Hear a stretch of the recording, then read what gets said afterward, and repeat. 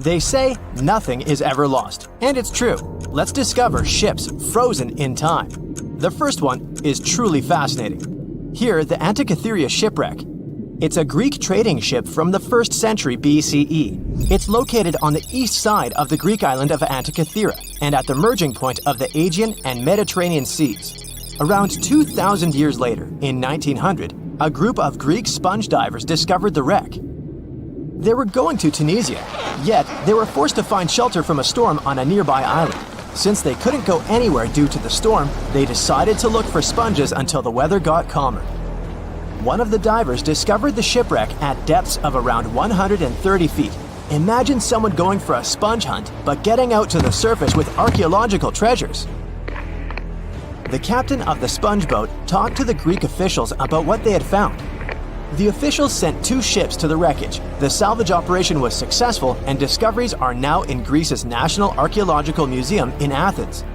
The findings included 3 life-sized marble horses, jewelry, coins, and hundreds of works of art, including a 7-foot-tall Colossus statue of Hercules. Among these treasures, Antikythera ephebe, a bronze statue of a young man, caught more attention. Because the ephebe doesn't comply with any familiar iconographic model, and there are no known copies of his type, he held a spherical object in his hand. Scholars have different theories of who that person could be, but they are not in a consensus yet. More than 70 years later, Jacques-Yves Cousteau and his team went to the area and recovered hundreds more artifacts and the remains of 4 people. Interestingly, they discovered a complex set of interlocking gears, capable of predicting the movement of the sun, moon, and several planets. The mechanism can also show the times of solar and lunar eclipses years into the future. Think of this Antikythera mechanism as an early computer calendar, to plan significant events like agricultural activities, religious rituals, and Olympic Games. These artifacts found in the Antikythera wreckage are some of the most important findings in modern archaeology. Just the Antikythera mechanism itself has changed our perception of the limits of ancient technology. The mechanism has a sophisticated design and was made over 1,000 years ago. After all these amazing discoveries, experts believe that the wreckage site has remained largely unexplored, and is mostly because of its location and the landscape of the seafloor on which the ship rests. The wreck is too deep for scuba divers but too shallow to use something like a submersible. A survey made on the seafloor in 2012 showed evidence of a second wreck about 800 feet to the south. It's clear that this area has a lot to offer humanity. What would happen if those sponge hunters didn't go to the area? Scientists found a shipwreck in Antarctica at the bottom of the Weddell Sea, 107 years after it sank. The name of the ship was Endurance, and it was the lost vessel of Antarctic explorer Sir Ernest Shackleton. Scientists who laid eyes on it decades later say it is among the greatest undiscovered shipwrecks ever. That is why they filmed the whole discovery. The video shows the remains of the Endurance and proves it is still in remarkable condition. It has been sitting in 10,000 feet of water for over a century, yet it looks like it sank very recently. So the story goes like this. The ship was crushed by ice and sank in 1915. Shackleton and his crewmates had to escape by themselves in small lifeboats. From then on, it was all about survival. Shackleton imagined to get his crew to safety. Then, the ship sank. Yes, this is a pretty impressive story. But why did scientists prize this ship? Firstly, Shackleton's Imperial Trans-Antarctic Expedition sailed to make the first land crossing of Antarctica. Yes, the crew was trapped in ice, but the intention was important. Secondly, it's about the challenge itself of finding the shipwreck. The Weddell Sea is almost always covered in thick sea ice. The same ice that made the Endurance sink. Getting near the presumed sinking location is super hard, let alone being able to conduct research. Experts of the modern expedition team foresaw the time when the lowest extent of Antarctic sea ice would come using satellite images.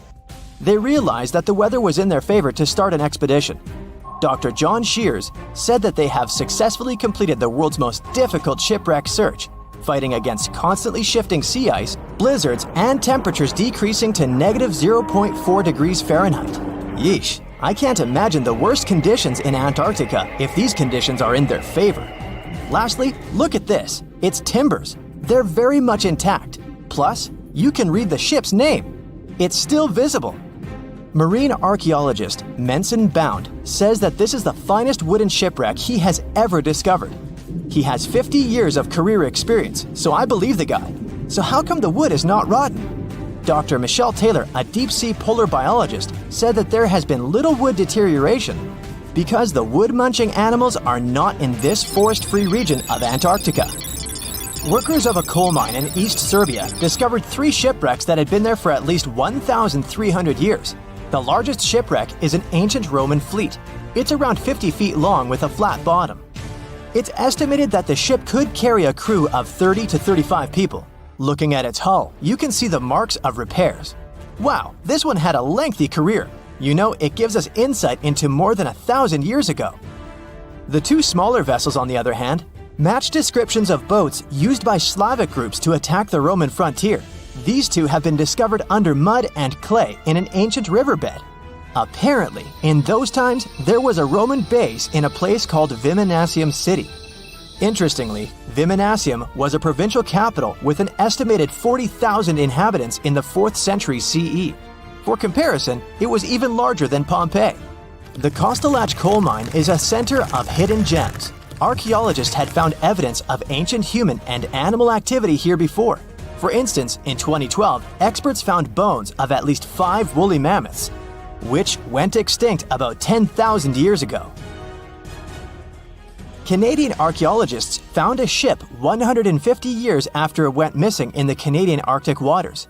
This merchant ship is called HMS Investigator. It was purchased in 1848 to search for the explorer Sir John Franklin's ship that got lost in the Northwest Passage expedition. So, HMS Investigator left Britain in 1850 for this rescue operation. The expedition crew, captained by Robert McClure, sailed the Investigator into the water. He realized that he was in the final leg of the Northwest Passage, the sea route across North America. But before he could sail into the Beaufort Sea, the 122-ton ship itself got stuck in the thick ice. The crew spent the winter over the Prince of Wales Strait. The following summer, McClure tried again to sail to the end of the passage, but the ice blocked his way once more. Here, too, the crew was forced to leave the ship. He steered the crew into the Bay of Mercy. There, they were to remain until 1853 when the crew of the HMS Resolute rescued them.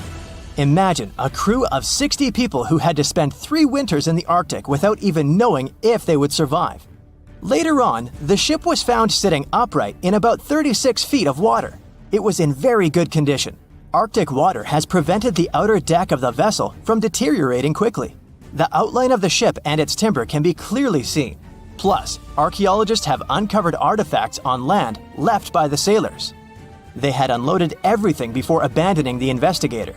3 sailor graves and 1 British naval shipwreck had also been discovered in the area. I wonder what else they could find there.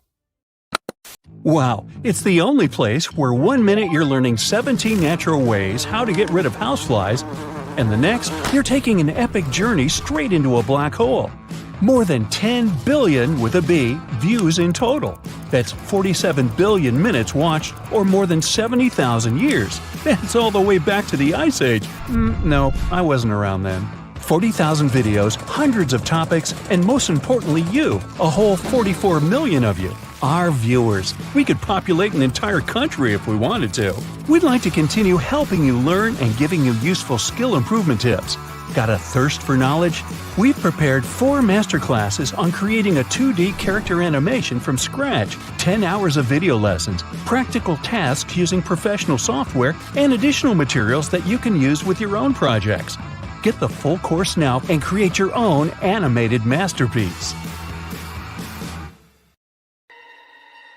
Ships and planes disappearing without a trace. Passengers never seen or heard from again. Reports of strange lights in the sky. No, these aren't scenes from an upcoming Hollywood blockbuster, but some of the strange occurrences reported for over a century in an area ominously dubbed the Graveyard of Lake Ontario, also referred to as Canada's Bermuda Triangle, or the Marysburg Vortex. It stretches across a portion of Lake Ontario from Kingston to Prince Edward County in Canada, and down to Oswego, New York in the US. The tales about this area can be as chilling as the frigid lake water on which they took place. The most unsettling story involves the schooner called the Bavaria. It was 1889, and the ship was being towed across the lake. Rough waters severed the tow rope, and the Bavaria floated away. Luckily, the schooner was later found safe and fully intact. But there was one thing missing: the crew! Not a single person was found on board.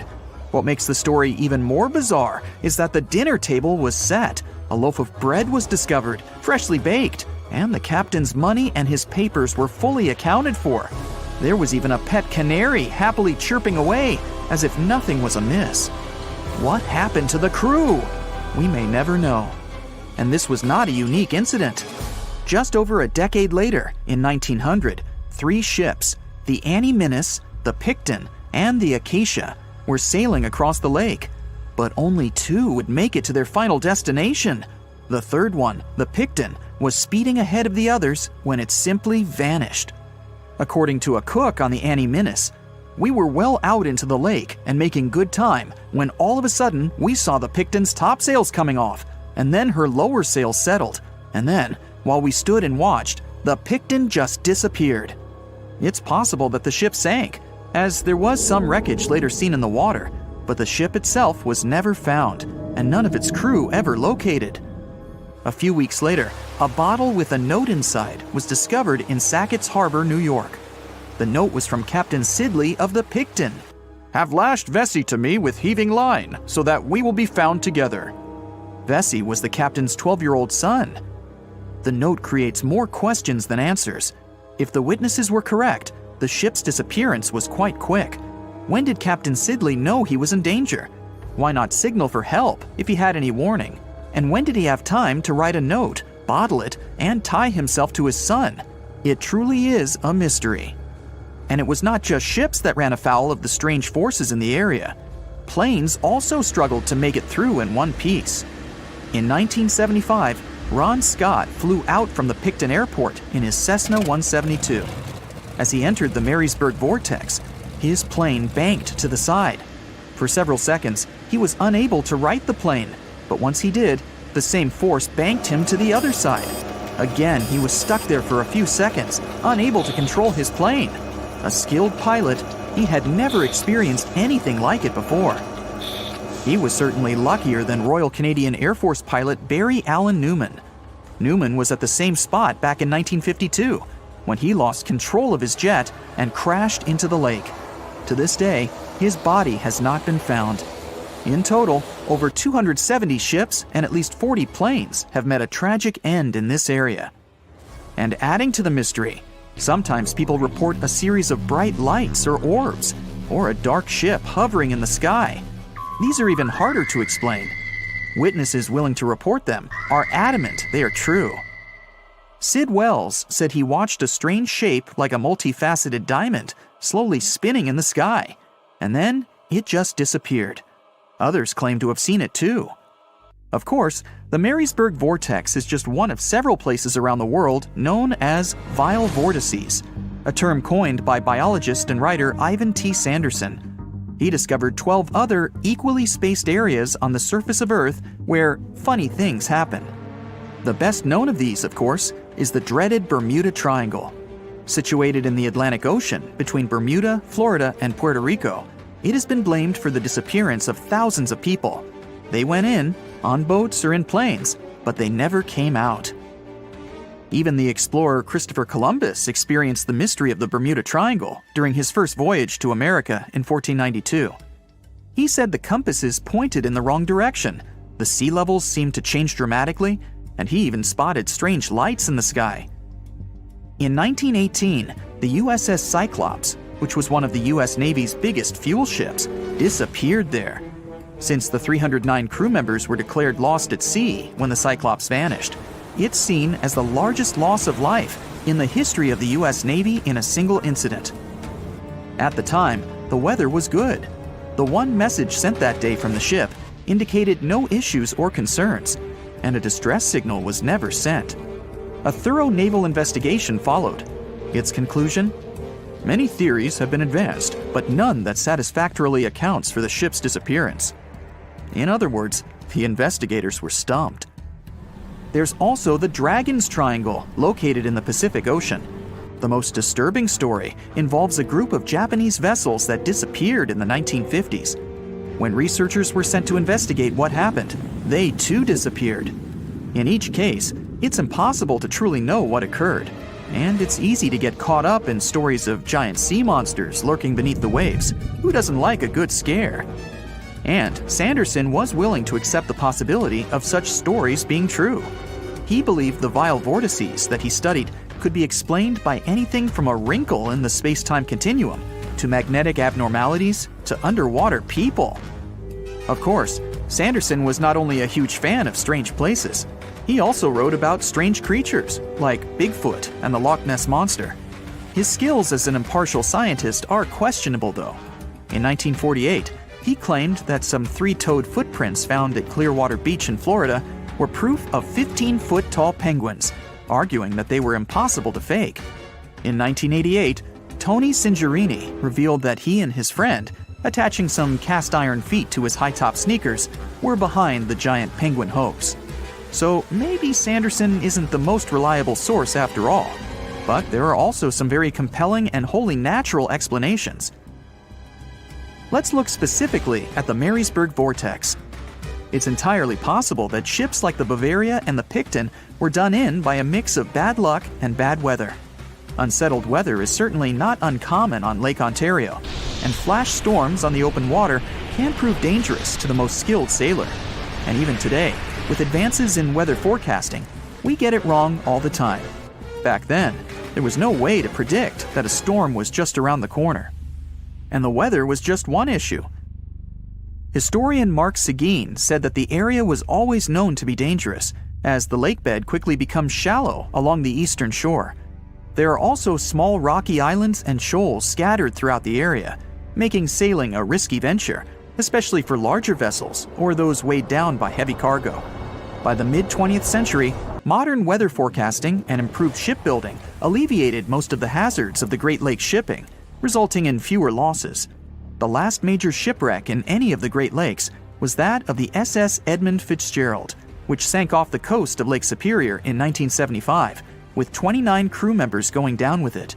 It seems the vortex is no match for human progress. And as for lights or images in the sky, in most cases, it's the result of an interesting phenomenon called thermal or temperature inversion. When this happens, a layer of warm air becomes trapped under cold air. This can result in mirages or reflections.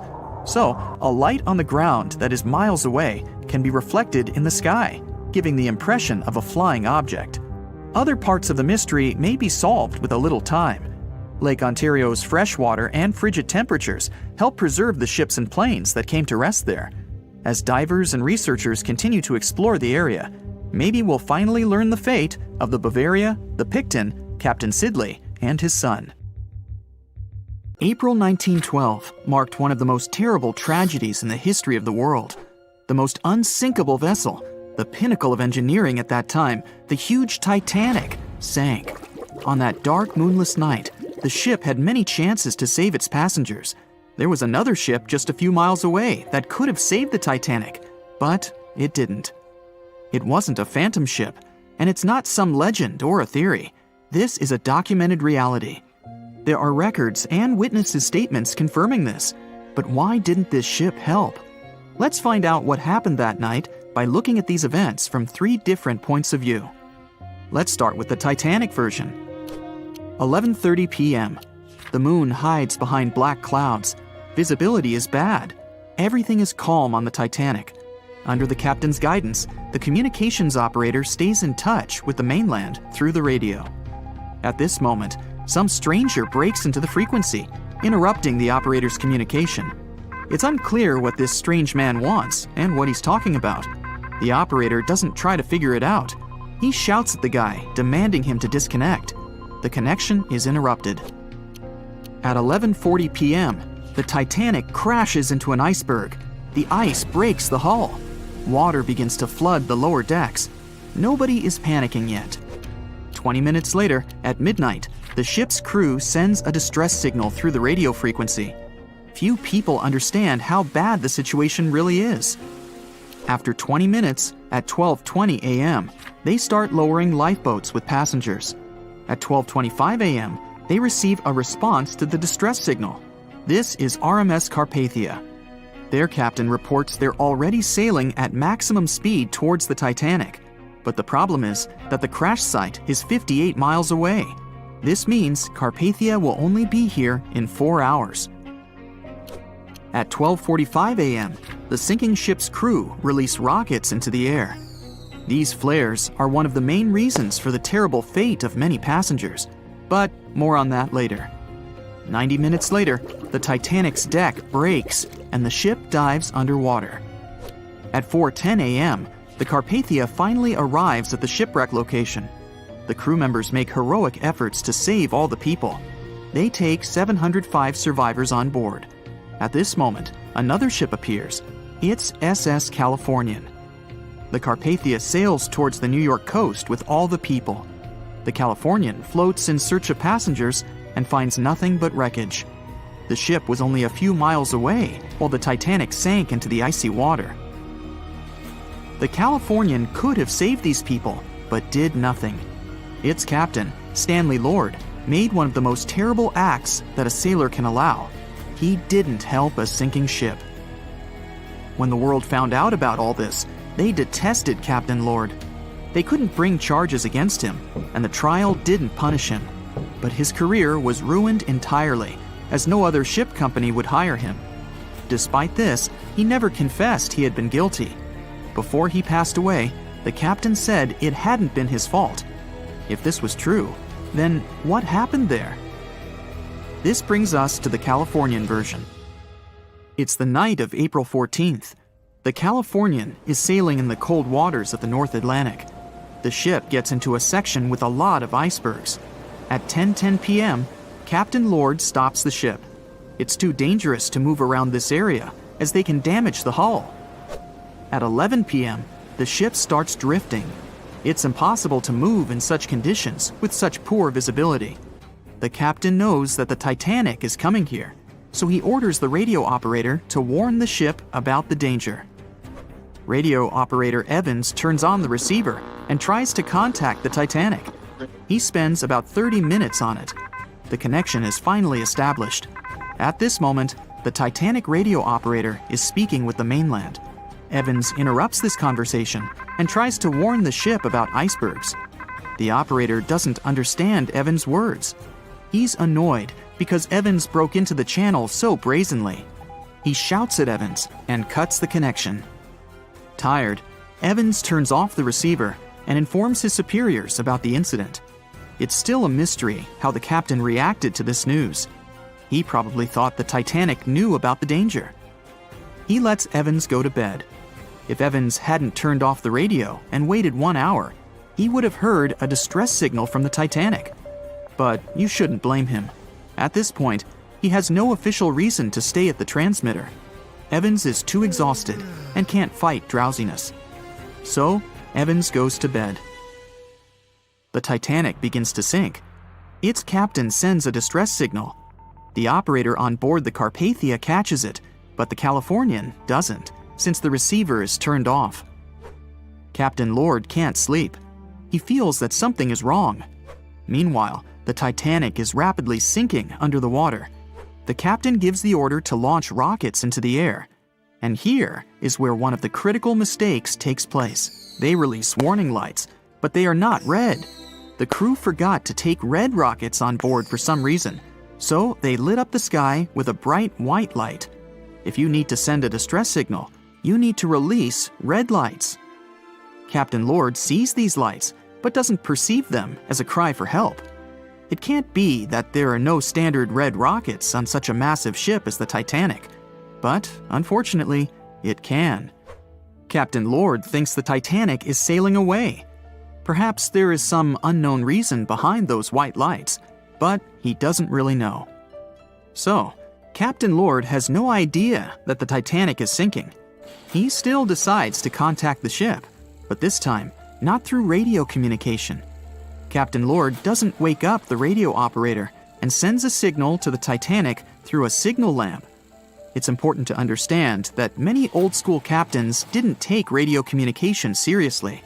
They didn't understand the value of this technology. That's why Captain Lord doesn't wake up Evans. He sends light signals, but the Titanic doesn't respond. Many survivors later mentioned seeing the flashing lights of the Californian, but there was nothing they could have done. The ship's crew doesn't hear their cries for help.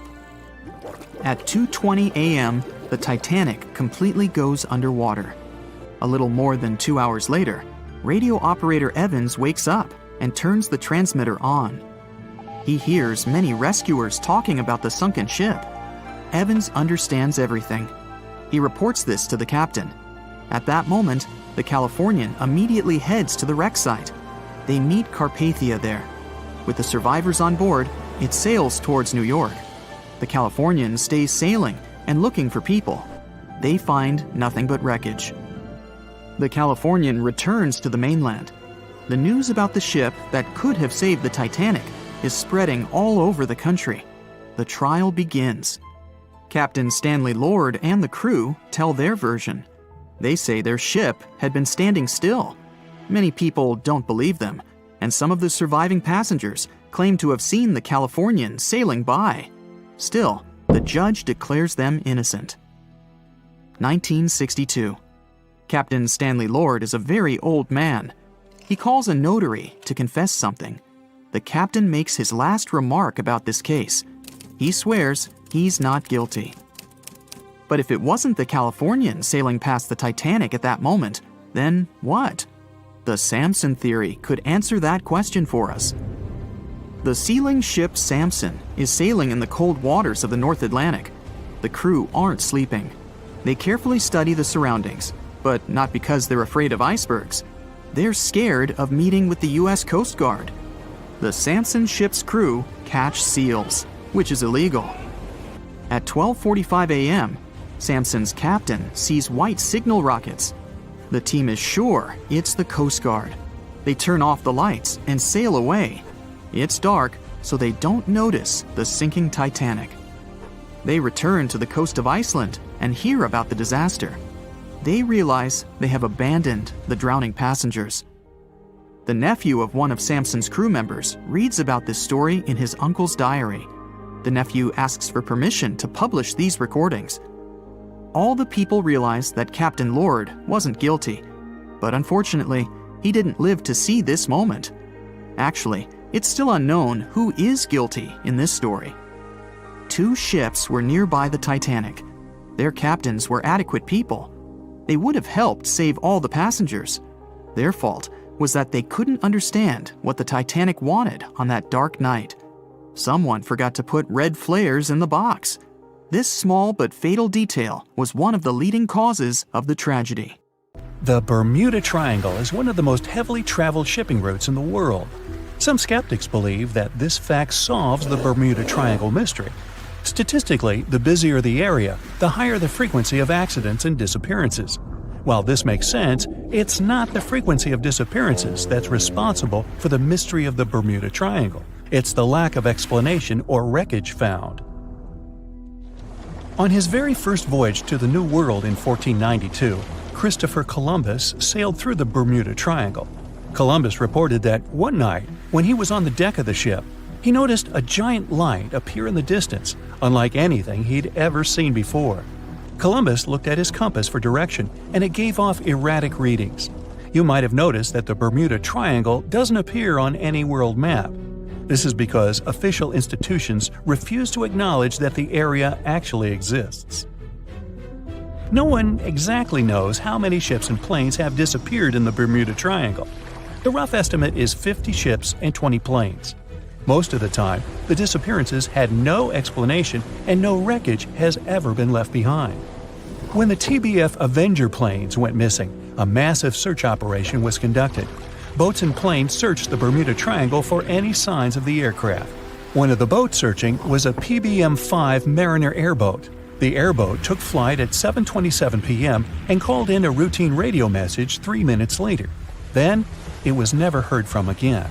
No trace was ever found of the rescue airboat or the 5 Avenger aircraft.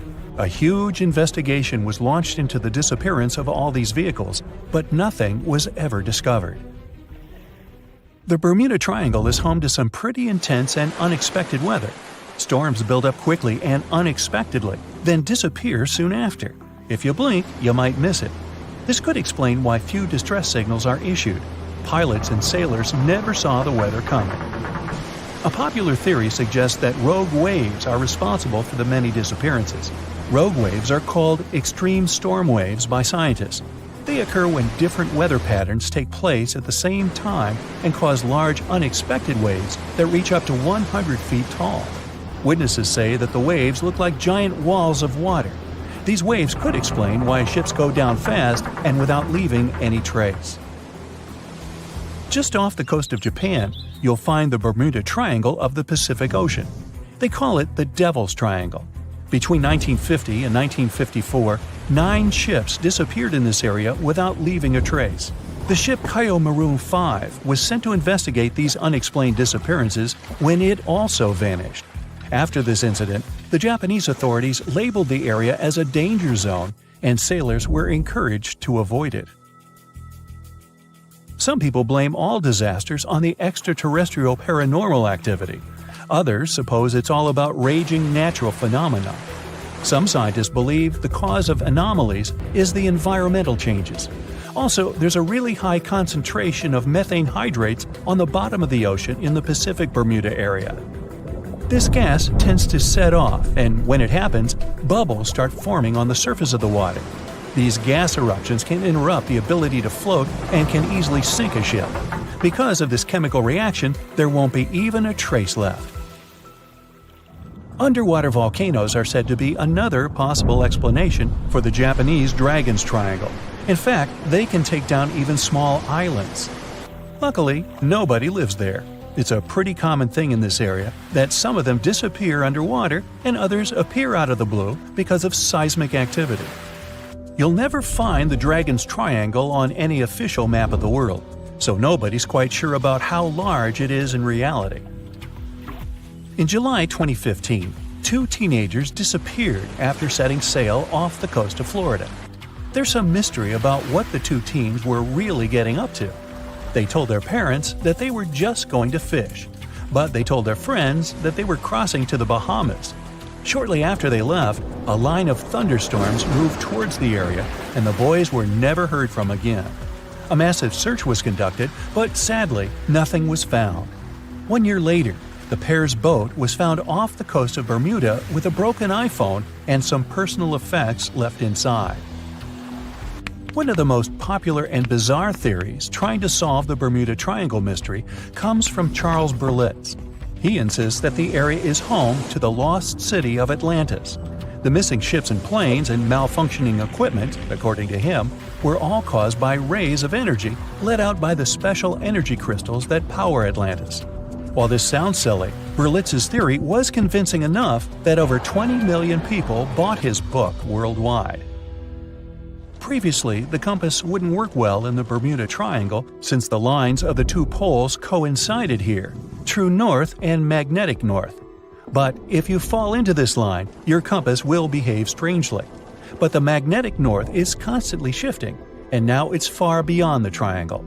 No legend says pirates of the last centuries operate in the Bermuda Triangle, or that the Flying Dutchman makes other ships disappear. A popular theory is that ships travel to the distant past or future through a time portal in the Bermuda Triangle. Fortunately, these are all myths. Just imagine hundreds of giant tentacles reaching out to a group of ships sailing through the Bermuda Triangle. In the past centuries, they could easily sink an entire fleet, since the ships were made of wood and were lighter. Squids wrapped decks with their strong tentacles, made holes in the ship's hulls with their sharp beaks. Toothy suction cups could break the masts and tear the sails. The water was filling the holds and slowly rising to the deck. The ship sank in a matter of minutes. Survivors reached the shore and told everyone about huge monsters. This is how the legends of the Kraken appeared. Fortunately, now people have sonars and equipment for monitoring the sea space. They say the main reason why this place is so enigmatic must be the magnetic fields that form this ominous triangle. Ocean floor is made of rocks containing a lot of magnetite.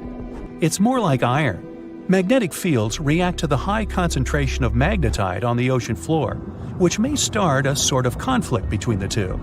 It can often lead to various weather anomalies and, as a result, navigation issues.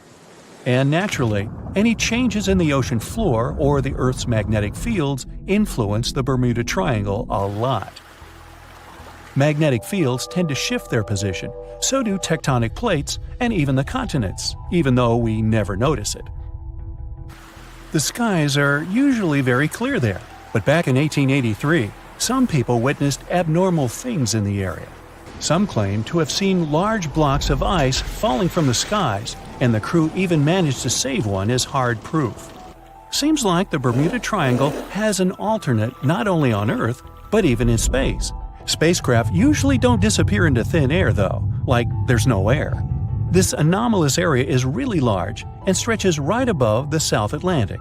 It occupies the area from Chile to Zimbabwe and sits right at the point where Van Allen radiation belts are the closest to the surface of our planet. The Earth has two such belts, which come in handy trapping the particles that shoot in from the sun. They do a great job protecting the Earth from radiation. The magnetic field there is lower, so it allows the Earth's radiation belt to come closer to the surface. Whenever a satellite passes by, it will be exposed to radiation, which might lead to serious damage. So, no satellite can take pictures of it. The South Atlantic anomaly is part of the Earth where natural radiation just flows out of control. Still, there is little evidence that all these triangles are really dangerous. Many believe the Bermuda Triangle itself has been proven time and again to be nothing but a work of fiction. In fact, some shipwrecks, such as the Ellen Austin, gained popularity in the middle of the 20th century, while nobody even thought of drawing a triangle in the Bermuda area before that. The mystery was popularized by science fiction writers and became a common myth, while no serious research proved it any more dangerous than other parts of the world's ocean. So, the crew of the Ellen Austin back in 1881 weren't even aware of the Bermuda Triangle back then, let alone afraid of it. What do you think?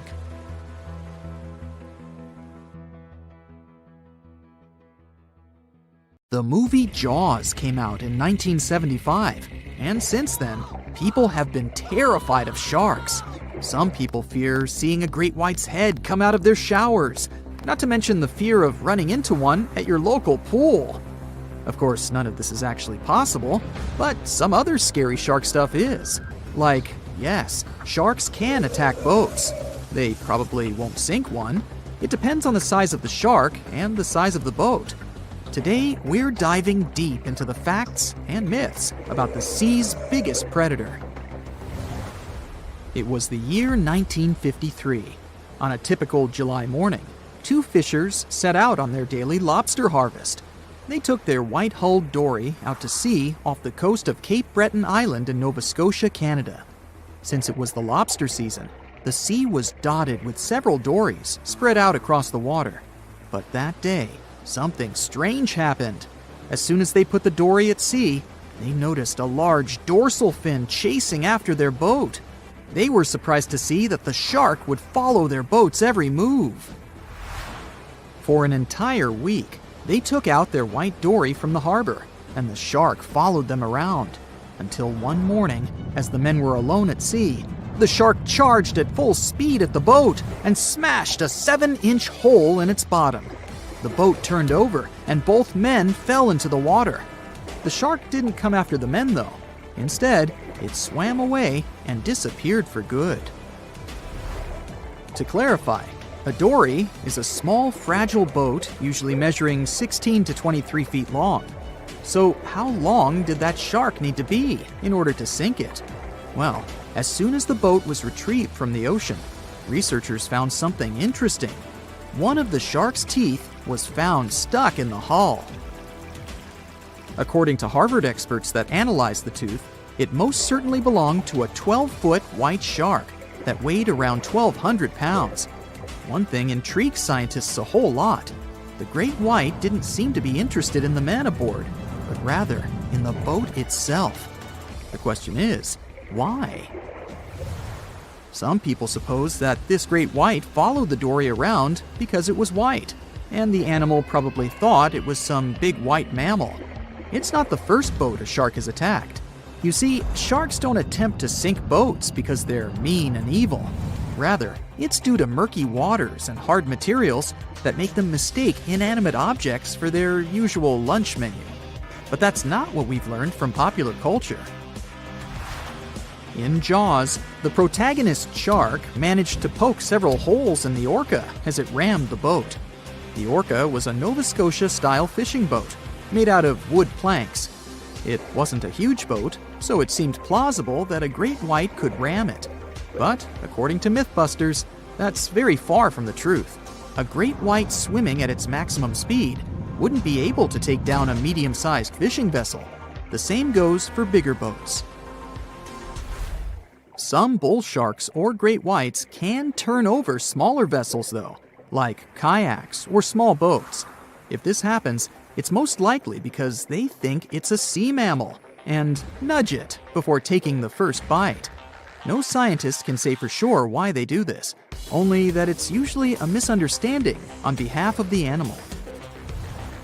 The Shark Research Committee, a nonprofit scientific research organization, has documented a lot of shark attacks on inanimate objects and is trying to answer that question more thoroughly. So far, they've observed several attacks on objects such as crab trap buoys and inflatable float bags. The website has also registered 2 famous attacks on boats. The first one happened in 1959, and a shark left a tooth on the hull of a boat. Researchers later identified it as belonging to a 12-foot great white. The report of the other attack, which happened in 1989, claims that a boat was circled by a great white before the animal swam at the vessel at full speed and hit the boat several times. Of course, those who suffer the most from shark attacks and encounters aren't boats. It's surfers. As far as we know, surfers look like giant wobbly seals from the shark's perspective. According to the Shark Research Committee, there have been 41 confirmed shark attacks on surfers on the west coast of North America over the course of the last century. So, should we be so afraid of sharks after all? Let's learn more about these magnificent sea creatures. Off the top of your head, how many shark species can you name? 4, 8, 10? Well, there are over 500 species of sharks swimming in the ocean. They vary from tiny specimens, about the size of a human hand, to up to 39-foot-long creatures. The largest species of shark are actually not great whites, but whale sharks. And even those are small compared to the great Megalodon. This ancient creature that lived around 20 million years ago reached an unimaginable length of 60 feet. By comparison, that's the same as 2 to 3 buses placed one after another. I wouldn't swim in Megalodon-infested waters even if you dared me, that's for sure. We know that sharks are very good hunters, but why is that so? Their bodies seem to have been strategically built for speed. Instead of having a bone skeleton, like us humans, sharks have a cartilage skeleton, which makes them much lighter and also super fast swimmers. Each species of shark hunts depending on its nutritional needs. So, shark species that grow to an average of 3 feet have a diet based on fish. The ones that grow bigger start feeding off of bigger sea animals, such as sea lions and seals. Throughout their lives, some species of shark can shed over 30,000 teeth. Unlike humans, who are born with a set number of teeth in their jaws, sharks have an apparently limitless supply. In their defense, they do lose teeth pretty easily, as they can easily get stuck in their prey, for example. They also have multiple rows of teeth. The jaws of a great white can contain up to 7 rows of teeth, and can grow to be more than 6 inches long. And since we're speaking of great whites, the most feared shark species roaming the oceans, this is ray. Ray is an adult white shark. He can swim up to 50 miles a day, so he needs a lot of fat in order to keep his body functioning. Funny thing about Ray, when he opens his jaws to hunt, his eyes roll back together with his head, so his sight is hindered when he's taking a bite. Now, he does like it when the water is murky and underwater visibility is low. That's because it makes it harder for his prey to spot him coming. These conditions can make it easier for him to grab that yummy seal. But this can also make it easy for him to mistake a random boat for lunch and end up scaring some humans. Some Hollywood movies love to portray sharks as having superpowers. Although they're not innately cruel, one species of shark does have something that can be considered bizarre. Hammerhead sharks, one of the most dangerous species of sharks, have a sort of sixth sense. Inside their heads, they have electroreceptor organs called ampullae of Lorenzini. These organs allow sharks to detect the electromagnetic fields of all living things in the ocean. This ups their hunting abilities to another level. They can even find prey hidden in the sand because they sense its electromagnetic field. You should know one thing. If a shark lives in a balanced ecosystem, it won't feel the need to attack unknown things. These animals are curious, though, so maybe we should cut them some slack when they bite a piece off a random boat. Strange things occur in the cold waters of Antarctica. One of these things happened to a ship called Jenny. It was a small schooner whose history began in 1822. The boat and its crew set sail and disappeared a year later. For 18 years, the ship was considered sunk. People forgot about it, but in 1840, the vessel reminded the world of itself. That year, the whaling ship Hope sailed through the Drake Channel in Antarctica. The crew members noticed a ship among icebergs. It was the schooner Jenny. It was floating slowly in the dark, with no signs of life. The captain of the Hope, Mr. Brighton, gave the order to approach the mysterious vessel. They thought it was some creepy ghost ship, but as they came closer, they noticed crew members on the deck. The sailors of the Hope called out to them, but received no answer. This time, it became clear that something terrible had happened to the Jenny. When Brighton boarded, he realized that the Jenny crew members weren't missing. They were here. Frozen people stood like statues. Brighton went down to the lower deck and found the captain. He was sitting frozen at the table, holding a pen. Brighton looked at the logbook. The last record was made on May 4th, 1823. The captain wrote that he was the only living member of the crew. They spent 71 days without food. It seemed that the ship got lost in the sea because its captain went off course or sailed into an iceberg, but no one knew for sure. After that, nobody ever saw the Jenny again. According to rumors, the crew of the Hope abandoned the frozen ship and left it to drift in the cold waters.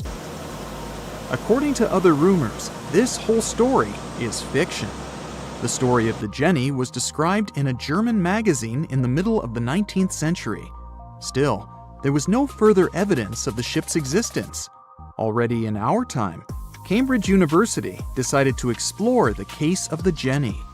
The researchers discovered that one of the crew members of the Hope, who didn't disclose his name, told someone the legend of the frozen ship. Someone shared the story with another guy, and it was published in a German magazine called Globus. And that's all. There was no other evidence. One of the most famous ghost ships was the Mary Celeste, and there's no doubt about its existence. The history of this vessel was documented in court. People wrote about it in newspapers, but the most exciting thing is that the ship continued to be used even after 10 people disappeared from its deck. The history of the Mary Celeste began in Canada in 1861. When it was first built, the ship was called the Amazon. It changed captains several times, and it also hit some rocks. The boat was sold, bought, then sold again, repaired, and sailed under the name Mary Celeste. In 1872, it had a new captain, Benjamin Briggs. He was a decent, brave man with a lot of experience in navigation. He had a beloved wife, a daughter, and a son. When he went on his last voyage, he took his wife and daughter with him, and his son stayed in America. In November of 1872, the Mary Celeste sailed from the port in New York with 10 people on board and disappeared. 8 days later, another ship, the Dei Gratia, also left New York and followed the same route. Dei Gratia's captain, David Morehouse, noticed the Mary Celeste and immediately realized something was wrong. The ship was moving too freely, as if no one was controlling it. The captain tried to contact the crew members, but no one answered him. Then, together with other sailors, he climbed aboard the Mary Celeste. The ship was in good condition. There was no damage. The hold was slightly filled with water, but it could be easily pumped out. Everything seemed fine, but one lifeboat was missing. The crew members' valuables were in their cabins. The cargo was in the hold. The supplies of water and food were untouched. Judging by the records in the logbook, the ship was caught in a storm, but it was not too strong. Other ships also sailed through this storm, but nothing bad happened to them. The last record was dated November 25th, and it claimed that everything was fine. The sails of the Mary Celeste were slightly damaged, but perhaps it happened after the crew had disappeared. The whole ship was in excellent condition, but what made the people leave it? Part of the crew of the Dei Gratia stayed on board the Mary Celeste to bring it to dry land. Everything went well. They delivered the ship to the closest port. Next, the captain of the Dei Gratia appeared before the court and told about what had happened. However, the prosecutor and the judge didn't want to believe in the story of the Mary Celeste. They were sure the captain got rid of the ship's crew to get money for its cargo. According to the maritime laws of that time, if you found a ghost ship with valuable cargo, then a substantial part of this cargo belonged to you. So, many people thought that David Morehouse decided to earn some money. This version seemed to be more valid than the one about the mysterious disappearance of 10 people. Fortunately, no one accused the captain of committing a crime. They thanked him for his service and gave him a monetary reward. However, his reputation was damaged, which greatly affected his career, as many believed he attacked the crew of the Mary Celeste. But even after this terrible case, trial, and investigation, the story was not over. The Mary Celeste was still an expensive and efficient vessel. It sailed several times, but then one captain crashed it into the reefs to get insurance. The court revealed this deception and accused the captain of intentional property damage. The story of the Mary Celeste became famous all over the world. People began to build their theories, realistic and not. Someone believed the ship had sailed through the Bermuda Triangle, but this version was quickly refuted, as the route of the Mary Celeste passed thousands of miles away from the Bermuda region. Did the Kraken or another giant monster attack the ship? Nope. Since the boat was found in almost perfect condition, there were no signs of a struggle. One of the most popular versions was that the crew of the Mary Celeste stole some valuable cargo and sailed to Spain on the rescue boat. However, those who knew Captain Benjamin Briggs said he was a good, honest man. Besides, he had a son in New York, and Briggs would never leave him. A more thorough investigation revealed that a series of accidental circumstances could have caused the disappearance of the ship's crew. Before its last voyage, the vessel delivered coal. Perhaps the pump intended for pumping water got clogged with coal after that. And when the ship got into a storm, the hold filled with water and the pump broke. The captain couldn't understand the amount of water because numerous barrels in the cargo hold blocked the view. Benjamin Briggs assumed it was dangerous to stay on the ship during a storm, so he evacuated with the passengers on a lifeboat. Perhaps they were close to land and decided to sail there, but the storm intensified and overturned the boat. Also, one record in the log journal said that the chronometer was faulty. It was a device that helped to determine your location at sea using longitude. Briggs got lost and didn't know which way to sail. The storm was strong, and he couldn't determine whether the ship would sink. Perhaps Briggs decided to leave the ship in a rescue boat when he saw the coast of the Azores. The uniqueness of this ghost ship case is that, unlike many others, you can investigate it yourself. There's a lot of information about the Mary Celeste on the internet. There are documentaries and research articles. Perhaps you'll be able to notice something that others haven't seen and solve the mystery of the disappearance of 10 people. Giant container ships are responsible for much of the global trade. Thanks to them, you receive your orders from overseas, sooner or later. But they do have a problem just like any mechanical vessel. They tend to break down. That's where these little bad boys come in. Tugboats are meant to help any stranded vessel that either lost power or sustained any technical or physical damage. Besides being salvage vessels, tugboats also help guide ships when they dock. Since these ships are massive, underline, they require little tugboats to survey the surroundings and help them navigate to dock properly. They also serve as firefighting boats in case a fire breaks loose in the ship. Many of these cargo ships already have a system to stop fires, but tugboats provide extra help in case the fire gets out of control. Many cargo ships pass through below-zero regions like the Arctic and face plenty of obstacles, or icicles. Tugboats to the rescue again. They can make the first move by breaking the ice so that the vehicle can pass through without damaging itself or delaying its course. They also help large ships move through narrow areas. On March 23, 2021, the Ever Given, one of the largest container ships in the world, got stuck in the Suez Canal for 6 days. It froze global shipping of almost $10 billion of trade in a day.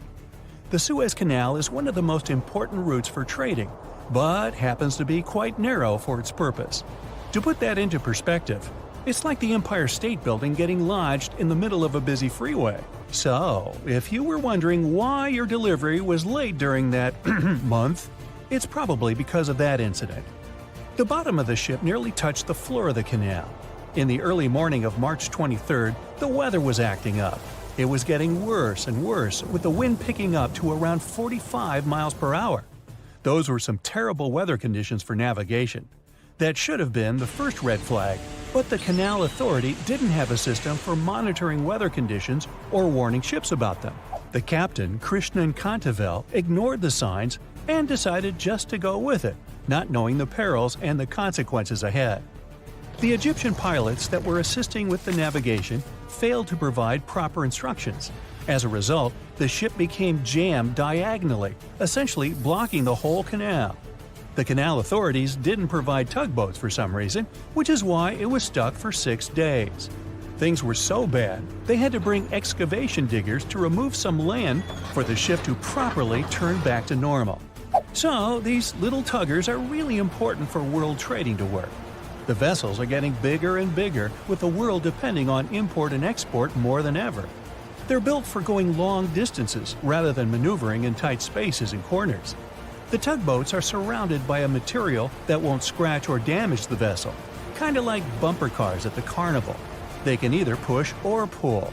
But one thing's for sure, more than one is needed to help a ship get back on its aquatic feet. Ships don't have a lot of water passing over the rudder for them to turn quickly, and they risk damaging the engine if they push it too hard. They can either tow it directly or indirectly. The tug is pulling the vessel either in front of it or from side to side. They can also push it from one side to another. These tiny boats are like ants compared to giant ships. Their success secret is that they're floating on the water, which means there's no solid foundation for them to struggle. As a result, pushing and pulling is easy. Many newer tugboats have 2 large diesel-powered engines. There are also some electric models which are good for the environment and still do their job well.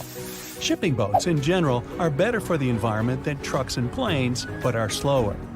Shipping vessels mainly carry food, clothing, electronics, furniture, and my stuff. The biggest ship can carry the Eiffel Tower on its back like it's no big deal, although getting it over to the ship would be. They're 1,000 times more powerful than a regular car. If all the containers in the world were arranged in a pile, it would cover half the planet. If you ever walked on a beach in the 90s and saw what appeared to be a rubber ducky, you weren't dreaming. In 1992, a shipping crate holding 28,000 rubber ducks was lost at sea while journeying from Hong Kong to the U.S. They say it fell off the ship and has been around the world's oceans for more than 20 years. What seemed like a horrible accident that would leave dire consequences for the world's marine ecosystem proved to also be helpful for us to learn and understand the world of plastic pollution and how the ocean currents work. These ducks seem to have had quite the journey when they broke free from their container life. Some reports show they got washed up on the shores of Alaska, South America, Hawaii, Pacific Northwest, Scotland, Australia, and even froze in the Arctic. Rather than making their way to thousands of bathrooms in the U.S., they went rogue and backpacked around the world to see what else lies beyond tiled walls and bubble baths. Many were collected and removed from the seas and oceans, while some are still out there. There are around 2,000 of these duckies circulating in the currents of the North Pacific Gyre. In case you were wondering, that's a place where the currents meet and whirl with one another between Japan, Alaska, Kodiak, and the Aleutian Islands. They've even created a website to track these ducks down with a contact form that lets people inform of one or many ducks they find across the world. But who knows? Maybe we'll never recover every single duck that was lost at sea at the time. This is just one incident out of many. Studies show that at least 2,000 to 10,000 shipping containers are lost at sea every year. Many containers that do slip off and fall into the sea don't always sink to the bottom. They're floaters. On the downside, they don't float high enough to become colorful islands that are easy to notice. They float like icebergs, with just the top of the container showing, which means that any passing ship or boat won't see it from above. If they pass through it, then significant damage can happen to the ship. They can't stay floating forever, so they end up sinking after many days of being suspended in the open water. Some people have even seen shipping containers washed up on shore after being stranded at sea. These bad boys have been made to last for a very long time. If you take proper care of them, the life expectancy of each container can stretch for more than 20 years. It's pretty amazing that they travel all over the world and are filled and refilled with new items many times. They go through all sorts of weather conditions and have to survive in different climates. Many modern houses are made out of retired shipping containers designed with a nice aesthetic touch. Shipping container houses provide the exact same living conditions, except they look cool. Besides looking cool, they're economically friendly compared to regular houses. You can save plenty of money with the structure pretty much halfway done. All that's needed is just a little foundation and a few adjustments here and there, and boom, you've got yourself a house. You're also doing the world a favor by contributing to the environment. Those homes are recycled containers that have just been refurbished and polished for anyone to live in. They're good enough to live in freezing conditions and scorching weather. The industry is booming, so you can have your new home delivered to you within 10 weeks. You can customize it before they build it for you. It's easy to transport since it's not heavy, it's just bulky. You can predict your cost without the surprise payments that might follow. Many of these containers start their journey in a steel yard and travel all over the world. And in the end, they retire in a nice piece of land and host families that will get to be a part of their history. Wow, I can hardly contain myself. No matter what happens, don't stop! We almost got it! 2 treasure seekers are digging frozen ground in a cornfield at night. It's raining hard, lightning is flashing, but these 2 guys keep working. And now the shovel hits something solid. No way! A treasure chest! They start digging faster and find a piece of a ship's engine. What the? Far from the seas and lakes, somewhere under the fields of Kansas City, they found a giant sunken ship. How is this possible? Now you'll see. Some people spend their lives searching for shipwrecks with treasures underground. One of them is explorer David Hawley. He's been looking for such ships far from the seas, rivers, and oceans for many years. He does this because he likes the feeling of adventure. The holds of these ships may contain chests of gold, antiques, and artifacts. And you can get a lot of money for them. David says you don't have to go into the ocean to find a sunken ship. They may be lying in your backyard. But why do ships end up buried underground among fields, farms and plains? Let's find out using the example of steamboat Great White Arabia. According to old records, the newspaper clippings, this ship had been carrying about 200 tons of treasure before it sank in 1856. Many rumors and local legends said the ship was lying underground a few miles northeast of Kansas City. It was there because people deliberately altered the riverbed and channels of the Missouri River in the second half of the 19th century. They artificially brought the shores closer to each other. They narrowed the river to increase the flow's speed, so boats could sail much faster. In the 19th century, steamboats were the most popular means of transporting passengers and goods. Before railroads, they extended the western border across the Mississippi and Missouri rivers and brought supplies to people. That's why it was so important to increase the speed of their movement. So, on September 5, 1856, Arabia was sailing along such an estuary. It came across a snag sticking out of the water. A piece of log quickly flooded the ship. Fortunately, all passengers were evacuated. But the steamer and its precious cargo reached the silt bottom of the Missouri River in a few minutes. Several years had passed. Everyone forgot about the vessel. During this time, the course of the Missouri River had changed. But Arabia remained under the wet, muddy bottom. The soil level above it was getting higher, and the ground was losing moisture. Eventually, many decades later, a cornfield formed above the sunken ship. In the 1980s, one farmer owned this area, and he had no idea what was hidden in his territory. David Hawley carefully studied the history of the sunken ships of the USA.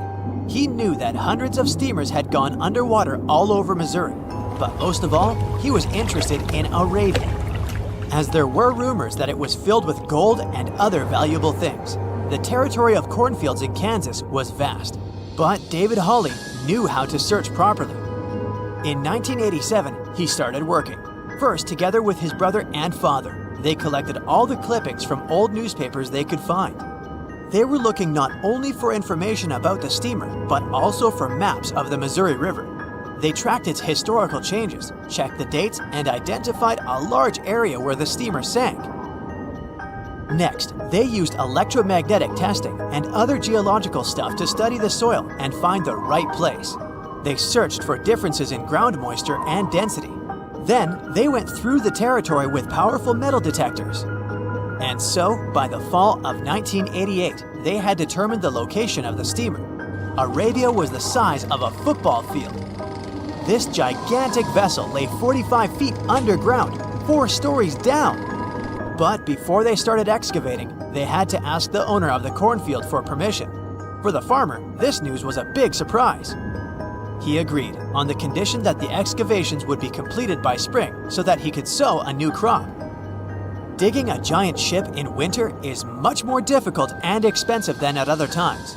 It includes additional equipment, electricity, and heating costs. The team worked day and night.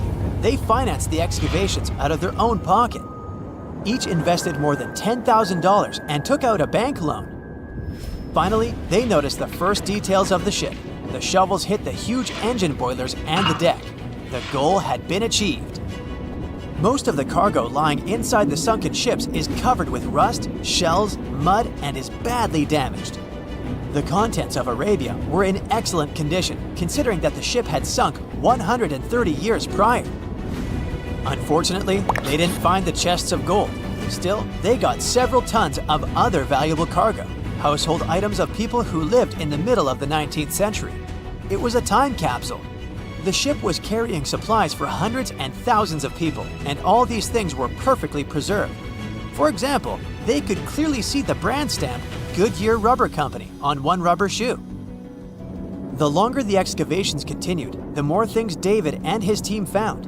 In the barrels, they found plates from the 19th century. They were intact and usable. Also, there were clean clothes, thousands of pairs of shoes, harpoons, frying pans, and umbrellas. The ship was carrying cargo to supply about 16 small towns. Yes, it's not gold, but such artifacts are also precious. The contents of the ship could be worth millions. However, the crew wasn't going to sell these things. They made a museum on the site of a former fruit market in Kansas City. If you go there, you will immediately feel like you're in a department store of the 19th century. There are thousands of items in good condition. Even the matches here are dry enough to light up. It took David many years to present the entire collection from the steamship. He values each of the items and doesn't want to sell them. Anyone can come here, pay for a ticket, and find themselves in the past. Who knows, maybe there's an old ship hidden in your backyard too. Geologists found an older vessel in the hot desert of Namibia in 2008. This ship sailed back in the days when pirates scared sailors on the seas, and now it's inside a dried-up lagoon. The ship sailed from Lisbon in 1533 and disappeared with the crew near a small diamond mining town. After almost 500 years, the hull had been badly damaged. Only the carcass of the ship remained, but the treasure hidden inside the vessel stayed intact. They carefully studied the boat for a long time, trying not to ruin anything. And then, 5 days later, they found a big old chest in the hold. Carefully opening it, they found gold coins there. Thus, the cost of the ship was estimated at about $10 million. The exact cause of the shipwreck is unknown, but experts believe the ship was destroyed by heavy cargo and bad weather. It went to the bottom of a lagoon that later became a desert. Some find an airplane in their backyard, others discover a ship, and one man found a passage to an ancient secret city in his house. This happened in Turkey in 1963. The owners of the building decided to make repairs. He went to his basement and knocked down the wall to turn this place into a living room. And so, behind one wall, he found a tunnel leading underground. The man thought it was some kind of a secret chamber. He went down there and realized it was something much more than that. It was an ancient city 18 floors deep. People built it in the years 780 to 1180 as a refuge from weather disasters and the invasion of enemies. This place also includes many underground tunnels that stretch for several miles in different directions. People could get to the town from different points using secret passages leading to these roads. The city can accommodate about 20,000 residents, livestock, and tons of food supplies. Archaeologists have also found a chapel, schools, stables, and public kitchens there.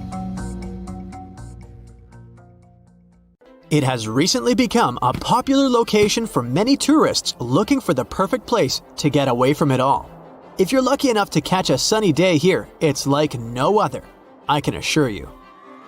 Chances are, you'll end up having loads of foggy days, but let's be honest, they have a special allure of their own. This enchanting smile-shaped island is called Sable Island. It's located 190 miles from mainland Nova Scotia. It wasn't accessible to the general public until 2013. That's when it was added to the list of National Parks of Canada. You can get here either by plane or by water. But what's so enchanting about this place anyway? There must be something since the yearly tourist count is growing every year. Firstly, there's a spectacular number of wild horses here. There are between 200 and 500 horses roaming free all over the island. There's also a large population of gray seals. The place is also the only breeding location of a rare bird species called the Ipswich sparrow. If you're already considering a trip here, there are some things you need to know first. Remember that fog I mentioned earlier? Well, it turns out that Sable Island is the foggiest place in the Canadian Maritimes. I'm talking about approximately 127 foggy days each year. During such days, Sable Island literally disappears underneath a thick layer of fog. You won't be able to explore the place on your own either. The local regulations state that visitors need to travel within a group, and they also need to keep a 197-foot distance from the wildlife they can encounter here. As charming as this place may be, it holds a dark secret hidden beneath the sandy dunes, and it has nothing to do with beautiful creatures living here or the island's unique vegetation. Apart from being known from its horses and seals, Sable Island is infamous for an overwhelming number of shipwrecks. Over the years, about 350 ships have ended their lives here, on these sandbars. When survivors described their experiences, they usually mentioned harsh weather conditions near this mysterious island. The island also made its way into literature when it was described in a book called The Perfect Storm, which was written by Sebastian Junger and published in 1997. The book was so successful that it was later adapted for the big screen in 2000, with George Clooney playing the leading role. The first recorded shipwreck near Sable Island dates back to 1583. The boat was named the HMS Delight and was under the command of British adventurer and explorer Sir Humphrey Gilbert. Only 17 people managed to survive the catastrophe by escaping in a small boat. Records mention that they spent 7 days at sea before reaching the shores of Newfoundland.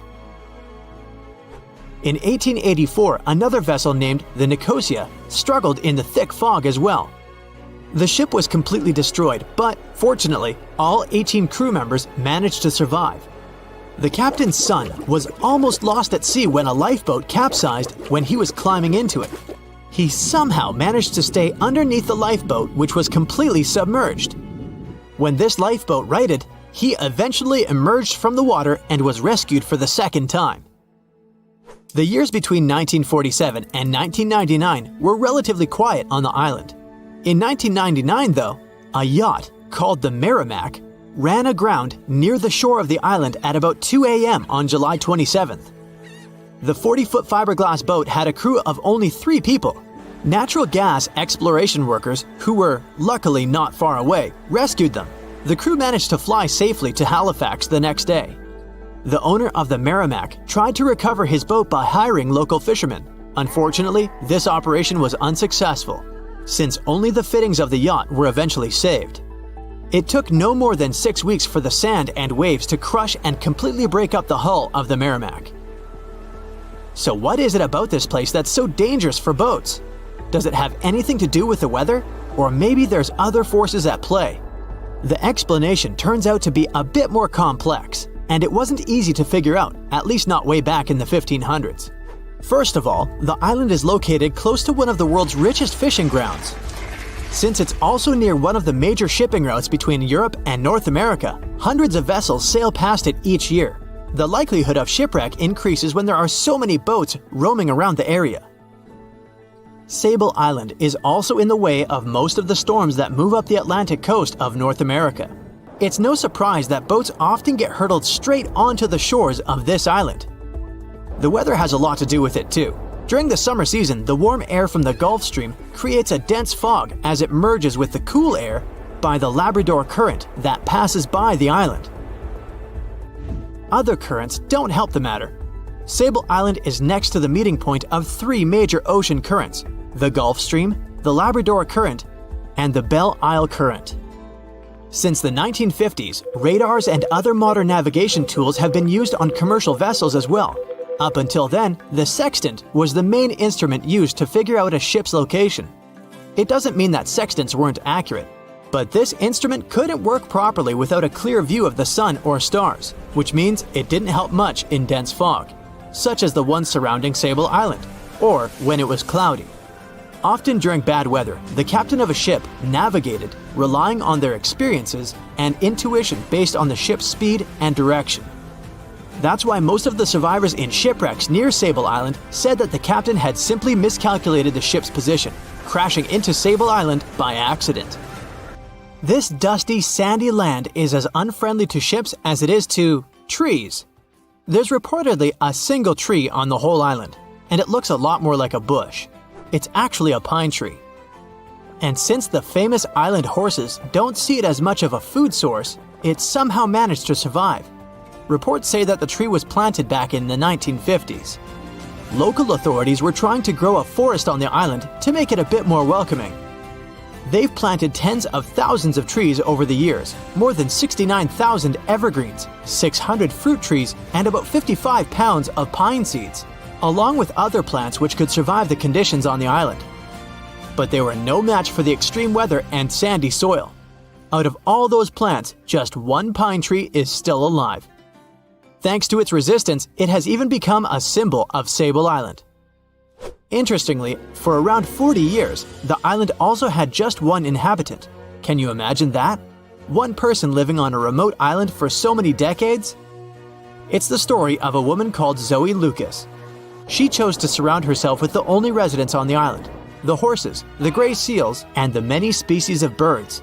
An esteemed naturalist, she mentioned in an interview she gave back in 2017 that she was used to living on the island and that she never got lonely. To survive here, she had to put together an essentials kit.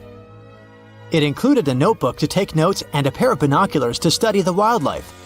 You can safely assume she wasn't scared of the intimidating surroundings, since she decided to eventually call this place home.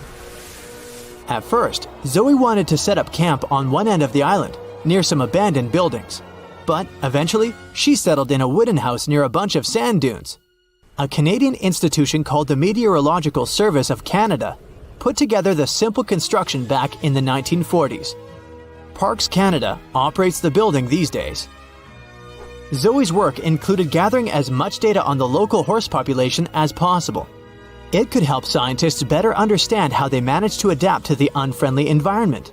She also helped gather the debris that made it to the shore to help track pollution levels.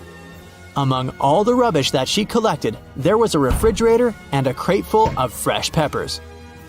Some other specialists eventually started working rotating shifts on Sable Island to offer the brave woman a little bit of company now and then. There's a ship drifting somewhere in the ocean without a crew. The last time someone saw it was over 50 years ago. Its story reminds of that of the Flying Dutchman, a ship that's bound to sail forever and bring disaster to whoever sees it at sea. At least the legend says so. Unlike the Flying Dutchman, the SS Baychimo was definitely real and built for a German company in Hamburg and began as an ordinary cargo ship. It was trading supplies between Hamburg and Sweden in the Baltic Sea starting from 1914. It had a strong steam engine and a hull made of steel. A few years later, it became British property. Then, in the 1920s, a Canadian company purchased it for around $18,000, a huge amount of money back then. The new owner, the Hudson's Bay Company, was actively using the ship for several years. They would often send it on voyages from its home port in Scotland to Siberia, Alaska, the Yukon, and the Northwest Territories. It also passed through the Panama Canal and even the Suez Canal, with fur pelts for sale on board. Sometimes it would also transport passengers. It had completed 9 successful voyages before this strip of good luck came to an end. Starting from the 1930s, SS Baychimo would have trouble with ice and storms. When it first got trapped in ice in October of 1931, some of the crew managed to escape to Alaska. 15 of 22 sailors decided to stay with their vessel and try to save it. They had furs and other valuable cargo worth around $58,000 aboard. The company sent them supplies to survive the winter. They set camp near the ship out of the hatches, tarpaulins, and other materials, and offloaded the cargo. At the end of November, a blizzard rushed through the area, and it seemed like it had taken the ship with it. The ice platform had survived, but the ship broke free. Some of the crew members were sure it had sunk. But soon after, they heard from one of the locals who had spotted their ship around 45 miles away from their camp. The crew moved on with their lives, and the ship started its journey as a runaway vessel. People would spot SS Baychimo once a year or so, all the way until 1965. It was mostly spotted off the coast of Alaska. A man going to Nome with his sled dog, along with prospectors, explorers, and treasure hunters, all claimed to have seen SS Baychimo. Someone tried to board it and take it to port, but ended up stranded on it for days because of horrible weather. Others got luckier and managed to take a whaleboat, some furniture, and other valuables from the vessel. Those who got close to the ship saw that it was damaged and missing the propeller. Still, it stayed afloat without a crew for at least 38 years and became the longest sailing ghost ship in history. In 2006, the Alaskan authorities started a project to solve the mystery of this ghost ship of the Arctic and finally find SS Baychimo, either still above or below the water. So far, the project has not been a success. SS Baychimo remains one of the estimated 4,000 ships that have disappeared off Alaskan shores. If the legend of the 17th century isn't lying, This ghost ship could be sailing somewhere along the Flying Dutchman. It belonged to the Dutch East India Company. Its captain managed to do the impossible for that time and sailed from Holland to Indonesia in only 3 months. They said he was flying over the sea, and some evil tongues explained that he had made a deal with evil forces to achieve that. Once the ship was sailing back home, its captain and crew disappeared without a trace. There are many versions of what happened to it. One of the first ones said it had tried to enter port at the Cape of Good Hope, got in a terrible storm, and sank as there was no captain to save it. Another legend says the captain had refused to obey the skies to let the ship sink during the storm. A scary life form then struck the boat and the crew, and it was condemned to forever wander without rest. Many sailors claim to have spotted the wandering Dutchman. The Duke of York, who was to become King of England, mentioned having seen it in Australian waters. Right after spotting the ship, the man who saw it first fell from the top of the mast and didn't survive. There were more encounters with this legendary ship up to the middle of the 20th century. Ships would nearly collide with it as the Flying Dutchman jumped out of the blue. Scientists have a more logical explanation for this mystery: Fata Morgana, not to be confused with Hakuna Matata. Now, when you're out at sea on a hot day and the air is all wavy, it feels like when you look at the road on a scorching summer day. That's because of something called atmospheric refraction. When light passes through different layers of air with different temperatures and densities, it bends and twists. Sometimes, under certain conditions, this bending of light can create really bizarre optical illusions over the ocean, like sightings of the Flying Dutchman. The Fata Morgana phenomenon can make distant objects appear distorted, stretched, or even lifted above the horizon. So you can see a ship far away, but because of the way the light is bending, it will look like it's floating above the water or even disappearing and reappearing. A Fata Morgana is most commonly seen in polar regions, especially over large sheets of ice that have a uniform low temperature. But you can see it anywhere, even in deserts and over lakes on hot days. The first stories about ghost ships go all the way back to ancient Greek and Roman mythology. One of the most famous ghost ships in history is the Mary Celeste. This brigantine was traveling from New York City to Genoa and was fully stocked with provisions, but missing a crew when it was discovered in the Atlantic Ocean in 1872. The crew's personal belongings were also there, completely undisturbed. The final entry in their log was made 10 days earlier. We still don't know what happened to its crew, and the ship has inspired many spooky stories and legends. The Lady Lovibond was another legendary schooner that is believed to have been wrecked off the coast of Kent in the middle of the 18th century. The story tells that the ship's captain, Simon Reed, had just got married and took his bride on board for a celebratory cruise, despite the superstition that it could bring bad luck. They were on their way to Portugal when the first mate, who is also in love with the captain's new wife, went mad because of jealousy, attacked another crew member, and then took over the wheel and steered the ship straight into the dreaded Goodwin Sands. No one aboard survived, and the schooner is said to reappear as a ghost vessel every 50 years. In present times, many vessels become abandoned and turned into ghost ships intentionally. There are thousands of them floating in U.S. rivers, lakes, channels, and coastal waters. Some people lose their boats in storms and other extreme weather. Others have to abandon their boats because maintaining them can cost 10% of the boat's price. Plus, docking a vessel can add up to several $1,000s every year.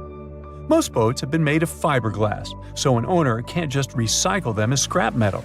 So, once they want to get rid of it, they often tie it to a dock and sneak away, or leave it floating far away from the shore, or just try to sink it. When ghost ships sink in shallow waters, they can cause damage to coral reefs, mangroves, marshlands, oyster habitats, and wetlands. Plus, they can collide with unsuspecting regular ships and cause real trouble. So, don't do that. Enough said. The year was 1854, and the SS Arctic, the fastest passenger liner of its time, set out to cross the Atlantic. As it sailed through the misty veil, it slowly disappeared into the unknown. The Collins Line, an American shipping company, was started in 1818 and only began seriously trading in the transatlantic by 1835. Its steamships crossed the Atlantic from Liverpool to New York within just 10 days. Doesn't sound like a great speed today, I know, but back then, the same thing took other ships several weeks. Light on the water with their wooden hulls, powering through with a strong steam engine, those steamships were the favorite choice for many high-profile people. What could go wrong with such an advanced ship, they thought. This reminds me of some other ship everyone believed to be unsinkable. But anyway, back to the Collins Line. It grew to be a serious contender on transatlantic routes, with only one other competitor, the Cunard Line. It was a British company also aiming to be the main force through the Arctic Passage. In 1835, the company received a new ship that traveled to Liverpool and came back to New York with the largest cargo ever at that time. From then, the Collins Line was steadily growing. It seemed like there would only be future successes for it. Unfortunately, their lavish ships became costly to run with the amount of coal used. Massive power along with weak wooden hulls meant they needed many repairs after each voyage. So, every trip ended up being expensive. But since the ships were safe and had a great reputation, people were willing to pay the price, and the company was definitely not in crisis. They had achieved something no one had managed to do before them. Like I told you, their ships crossed the Atlantic in a whopping 10 days, and Edward Collins, the owner, was very determined to maintain the pace. Their 5 ships easily outran the Cunard's line of only 3. With this great praise, it provided more attention. Though the Cunard's ships were slower with their iron hulls, they believed there was still profit, regardless of how slowly they sailed. Among Collins' ships, the Arctic, the third of them to be launched, was the largest, reaching 284 feet long, with 2 side-lever steam engines, each with 1,000 horsepower. The paddle wheels made 16 revolutions a minute when at full speed. At the time of its launch, the press called it the most stupendous vessel ever constructed in the United States. But glamour and fame couldn't avoid what would come next. On the 27th of September, the Arctic was on its journey from Liverpool to New York, continuing a speed pace through the thick fog. It's possible that by that moment, after 4 years of record-breaking trips, the crew became overconfident with their sailing and the ship. Going only 50 miles from Newfoundland, they carelessly continued through the fog with no radio contact, sonar, or any other form of identifying objects, equipped only with Morse code. A smaller ship, the SS Vesta, which operated as a fishing vessel, often worked around Newfoundland. It was passing through the same path as the Arctic and crashed into its side. Shocked by the collision, the captain of the Arctic offered help to the much smaller Vesta, but it was soon clear that the damage that seemed minor on the Arctic was far worse. Beneath the waterline, a hole was letting water into the hull. The cost of the much faster wooden hull now seemed less valuable. They steered toward land, trying to plug the holes, but they weren't doing so well, and the seawater continued to pour in, filling up higher and pushing the ship down. And finally, once the engine room was full, it put out the boilers, taking away the massive power the Arctic was once legendary for. They moved slowly until coming to a complete stop. The ship continued to sink, and the order was to abandon it. At the time, maritime law allowed for the Arctic to carry only 6 lifeboats, only capable of saving 180 people. The crew and some of the passengers managed to push their way aboard and took most of the seats on those boats. Things were pretty wild, and everyone forgot about their manners, not letting the ladies and the youngest ones board first. It took 4 hours for the Arctic to sink. 150 crew and 250 passengers were on board. Those that weren't able to find a lifeboat made a desperate attempt to build their own rafts from parts of the ship. 2 days later, only 3 boats made it safely to the shore. The other 3 were never found. Believe it or not, The rescue party also saved some people that had been clinging to the wreckage for 2 days. Unlike the crew, the captain went down with the Arctic, but amazingly survived. He would be only one of 85 people that made it out of the 400 on board. When the news arrived 2 weeks later, the public responded with great sadness to the losses. Great anger soon followed towards the poor safety measures in the crew. The press published demands to change the laws for more lifeboats. It only made sense to have enough for every person on board a ship. But they ignored those requests. This neglect would lead to more disasters in the future. Enough lifeboats would only come into maritime law some 60 years later, after the disaster of the Titanic. Edward Collins' wife and 2 children were also aboard the ship and didn't return. He was heartbroken, but didn't stop running his business. The Collins Line still had a reputation to uphold, the biggest, fastest, and most luxurious on the Atlantic. Edward Collins would now build an even better ship than any other. It was named the Adriatic, and it was the largest ship in the world, 354 feet long. With 2 alternating steam engines that had never been built of this size. These steam engines at the time were at the height of engineering, though today you can only see them in models and toys.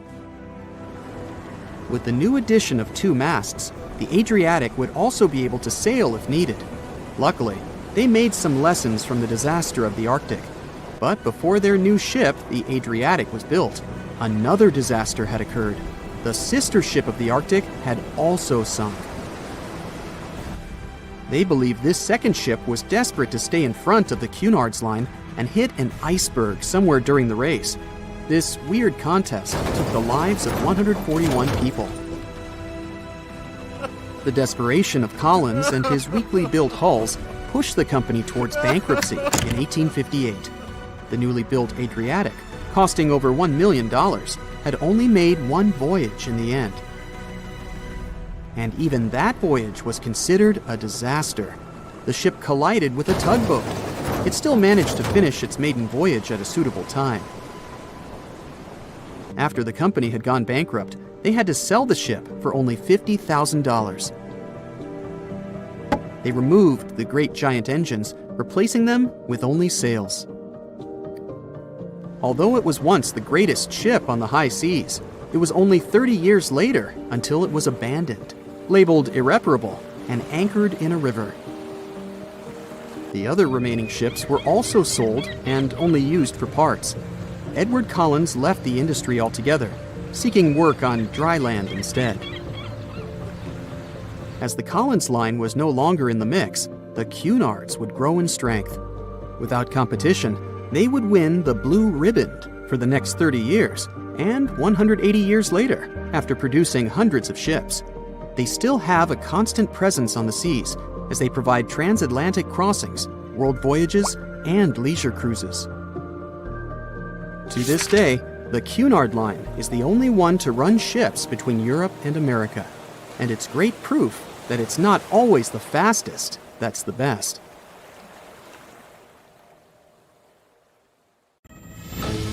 As an experienced sailor and the first man to ever sail non-stop on his own around North and South America, Matt Rutherford has seen a lot during his voyages.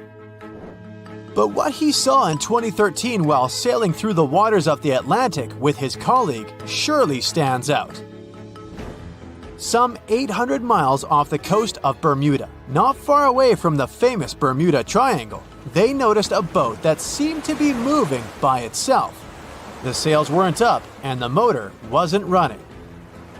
The sailors decided to check if there was someone who needed their help aboard, so they moved closer to the mysterious ship. Once they got there, things only got weirder, as they realized there wasn't a living soul aboard. Rutherford started filming to document their discovery. The boat looked so awfully abandoned that they expected to find some pretty scary things in there. But it didn't stop Rutherford from searching the vessel. The boat, which turned out to be named Wolfhound, looked like an upscale one. probably costing hundreds of thousands of dollars. It was pretty weird to find it floating by itself in the middle of the ocean. It seemed like whoever abandoned it was leaving in a rush. There were clothes and other personal belongings all over the main cabin. Some parts of the ceiling had fallen and some drawers had popped open. The brave sailors decided to tow the ghost ship back to Bermuda. It wasn't easy because Wolfhound was bigger and heavier than their boat. After days at sea, the crew was running low on fuel and asked a passing freighter to stop and give them some gas.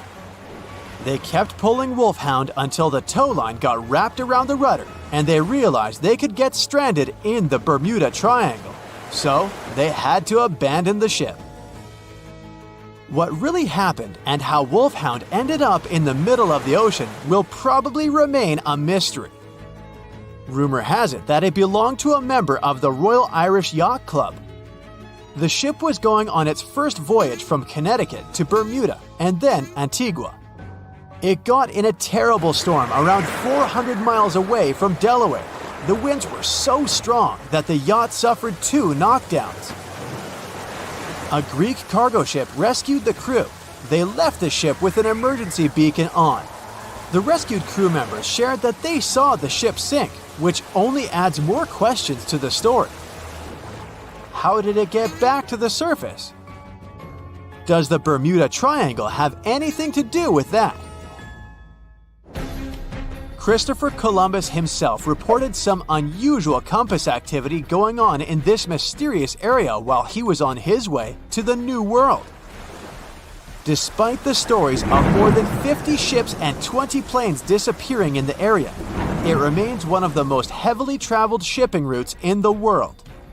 Some skeptics believe that this fact solves the Bermuda Triangle mystery. It could make sense because the busier the area, the more accidents happen there. But then again, it's not the number of disappearances that makes the place so mysterious. It's the lack of explanation and wreckage lost for good. The first ever confirmed ship to vanish in the Bermuda Triangle was the USS Pickering. In 1800, it departed from the US on its way to the West Indies. The ship sailed into the Bermuda Triangle along with its 90-man crew. No one ever heard anything from them ever since. The popular explanation is that the ship was taken out by a storm. But because no one found any wreckage, we'll never know for sure. The largest ship that has ever disappeared in this mysterious area was the USS Cyclops. In March 1918, carrying a crew of 306 people, the USS Cyclops left Barbados and headed home to Baltimore. The ship passed through the Bermuda Triangle on its journey and vanished into thin air, or rather, water. The Cyclops never sent any distress signal and disappeared without any explanation or trace. The Bermuda Triangle isn't the only place in the world where ships go missing or mysteriously resurface. One of the most famous ghost ship stories would be of SS Baychimo. The large cargo steamer was built in Sweden. On October 1st, 1931, it got caught in pack ice. The crew decided to wait it out and managed to break free after a couple of days, only to get trapped again in less than a week. This time, they didn't manage to make it out. A rescue team went by air to save 22 of the crew members. 15 other members stayed in a wooden shelter they built not far away from the ship. Their plan was to wait out the winter and get back aboard. At the end of November, a strong blizzard was rushing through the area. When it was over, Baychimo seemed to have gone away with the storm. The captain decided it must have broken and sunk, but a few days later, a local hunter informed them that he had seen the ship around 45 miles away from their camp. The crew managed to find the ship and took the most valuable cargo from its hold. They had fears that Baychimo wouldn't live through that rough water, but it did manage to survive after all. Once the ice was gone, it floated away and ended up drifting along the shores of Canada and Alaska. many people reported seeing the ghost ship in an open sea. Some even tried to board it to save the ship, but the weather didn't allow it to happen. The last time someone saw SS Baychimo was in 1969, 38 years after its crew had left it. It could still be drifting somewhere in the ocean. The story of MV Hoita happened in the South Pacific. The ship was originally a wooden luxury yacht. After serving for 20 years to various owners, it became a merchant ship. In 1959, it set on a trading voyage that was supposed to last around 2 days. When it didn't reach its destination on time, no one was worried at first, as things happen in the open waters. After another day, and no distress signals from the Hoita, it was obvious that something serious was going on with it. There were 25 people aboard, and their families wanted to find them. A search and rescue crew worked for 6 days looking for the ship, or at least its wreckage, in an area of nearly 100,000 square miles. That's 1.5 times as big as Florida. Sadly, the mission had come back with no results. It seemed like Hoita had disappeared without a trace. A month later, another merchant ship noticed Hoita drifting in the ocean, miles and miles away from its original route, and none of the crew members or passengers were on board. The cargo had also disappeared. The lifeboats were also gone, so the people must have escaped the ship hoping to save themselves. It turned out that the crew had been trying to get help as they tuned the radio to the International Distress Channel. But the damaged cable didn't let them send the signal any further than 2 miles. It also looked like when they were leaving the ship, the crew took the logbook with them, and we still don't know what exactly happened to Hoita. Family members of those who were on board are still looking for answers. One professor claims it must have been a corroded pipe that leaked and flooded the vessel, but we'll most likely never know for sure. In the Pacific Ocean, near Japan, there is an area nicknamed the Devil's Sea. It's believed to be one of the 12 vile vortices around the Earth. Some people claim that vile vortices have weird things going on in them because the pull of the planet's electromagnetic waves is stronger there than anywhere else. The most famous ship that disappeared in the area was a fishery patrol vessel in 1952. The ship went there to investigate the vessels that went missing previously and disappeared along with 31 crew members. Scientists who don't believe it was a mysterious disappearance blame the underwater volcano eruption for what happened. The Megalodon was the biggest shark to ever live. Not only that, it's one of the biggest fish and the largest predator in Earth's history. They've been known to reach lengths of up to a whopping 70 feet. That's over 3 times longer than the biggest great white shark on record. The females have also been found to be around twice the size of the males.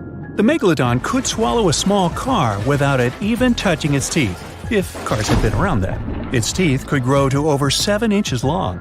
It looks like we're going to need a bigger boat, and best make it steel-plated, as this shark can easily gnaw its way through ships. The underwater terror could bite a ship clean in half, with the highest bite force ever calculated for any animal, living or extinct.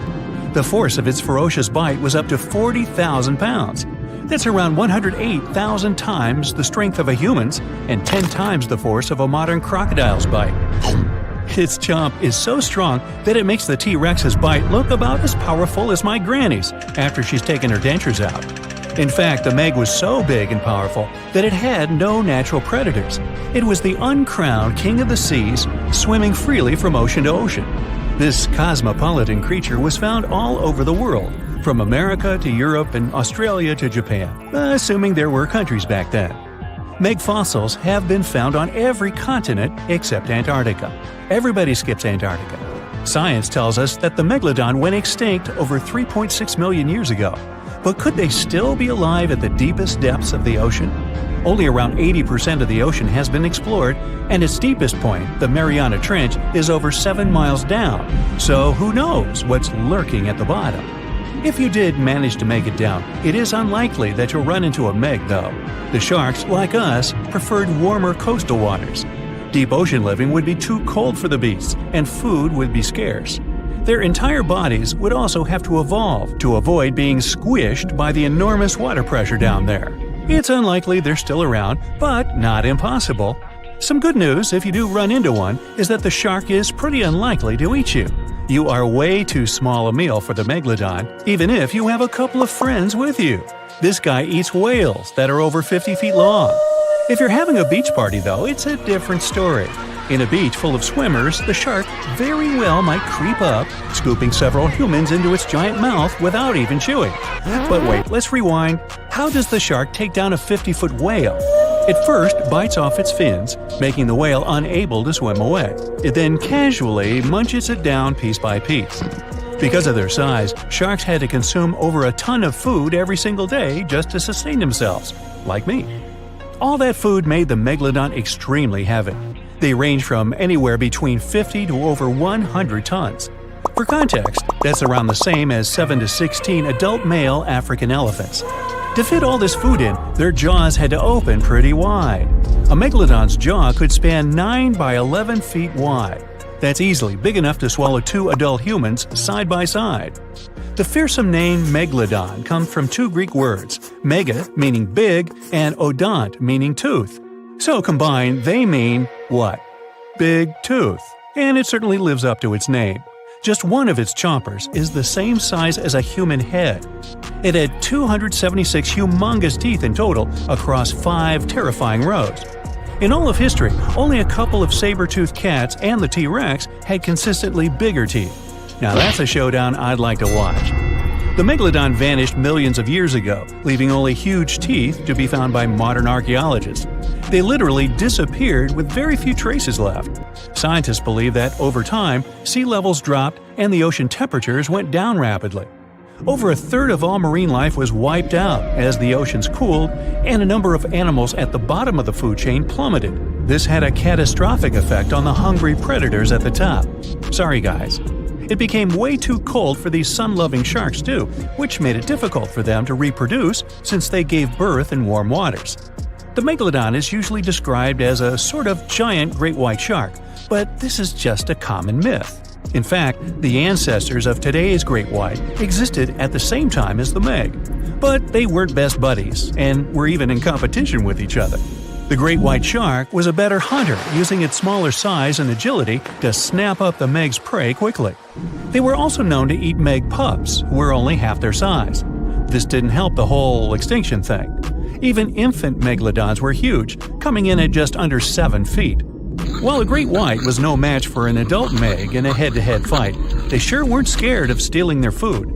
This only left the bigger fish and whales for the Meg, but its food supplies began to run out as the whales swam to the cooler new seas. The whales adapted to prefer the colder temperatures, leaving our friend the Meg behind. The Megalodons either starved or were frozen into extinction by the Ice Age. Rather than a great white, the Megalodon is more like a modern bull shark.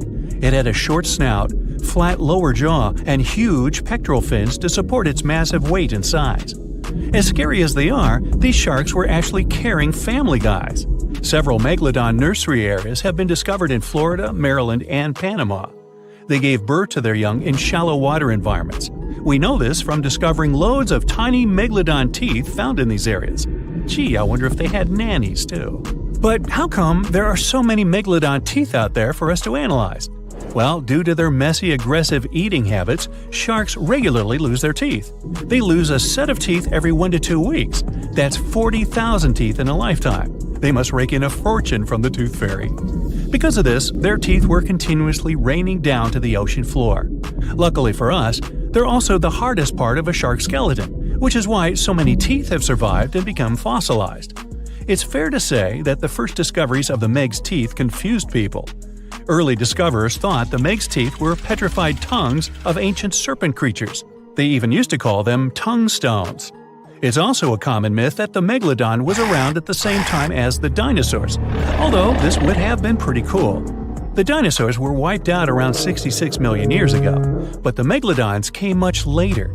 The oldest Meg fossil is only around 23 million years old. but it's tricky to pinpoint the exact date. After all, calendars weren't invented yet. They became extinct way before humans even evolved. The earliest Homo sapiens, which is a fancy name for the first humans, emerged about 2.5 million years ago.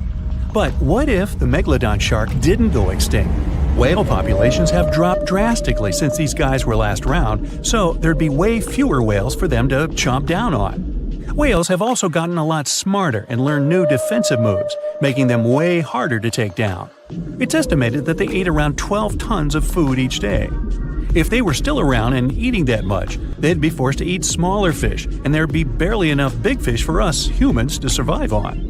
The naughty megalodons would also be able to track fishing boats and steal the fish that they worked hard to collect. It's safe to say we'd see a lot less fish in the aisles of your neighborhood supermarket.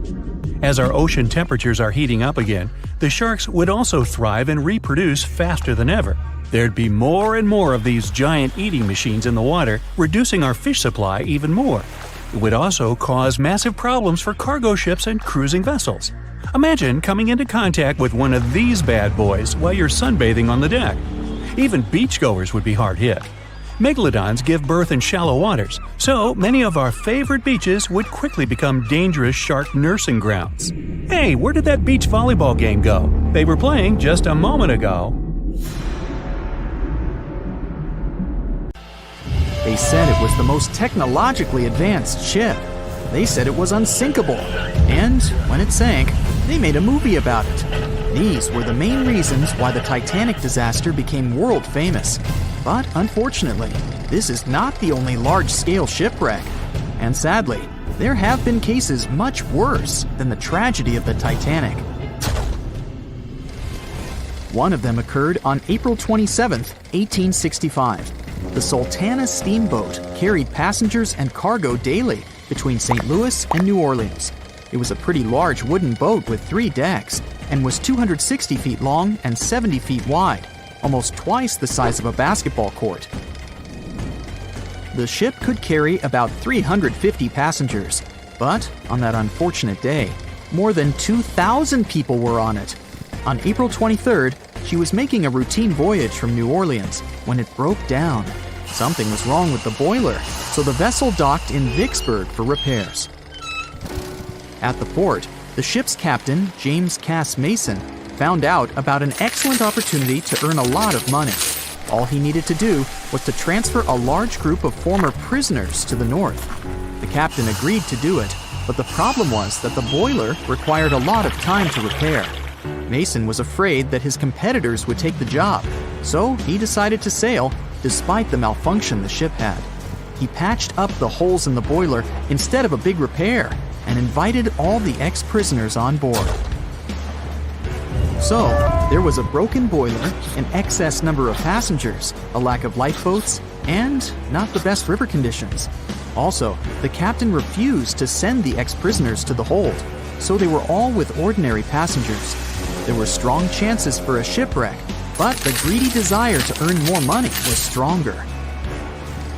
The Sultana went on a voyage and sailed up the river for 2 days. At this time, one of the biggest Mississippi floods in history began. The river overflowed its shores because of the flood, with the water level rising several feet.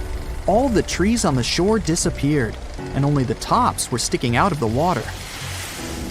The ship sailed opposite this powerful current, making the boiler work too hard. On the evening of April 26th, the Sultana arrived in Memphis, Tennessee, and they loaded even more, 120 tons of sugar and 200 passengers. She got incredibly heavy. Around midnight, the ship continued its dangerous journey. The captain sailed to barges to load a shipment of coal. At 1 a.m., the vessel left the barge. At 2 a.m., the broken boiler, unable to withstand the load, suddenly exploded. The Sultana was just 7 miles north of Memphis. Few people survived that day. The problem was that passengers trying to escape from the fire jumped into a cold river with a strong current. The Sultana disaster is considered the most tragic shipwreck in the history of the United States. The exact number of those who didn't survive is still unknown. According to various sources, This number was from 961 to 1,800 people. Don't be surprised that almost no one knows this story. There were many more survivors in the Titanic tragedy, and everybody heard about it. But the Sultana sank during one high-profile event. 12 days before the shipwreck, the country lost Abraham Lincoln. People hadn't yet recovered from this news, so no one paid much attention to the tragedy of the Sultana.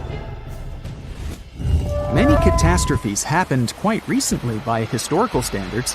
One of them occurred in 2002. The ferry La Jula was a Senegalese vessel. The ferry sailed twice a week, mainly along the coast of Dakar, carrying passengers who traded mango and palm oil.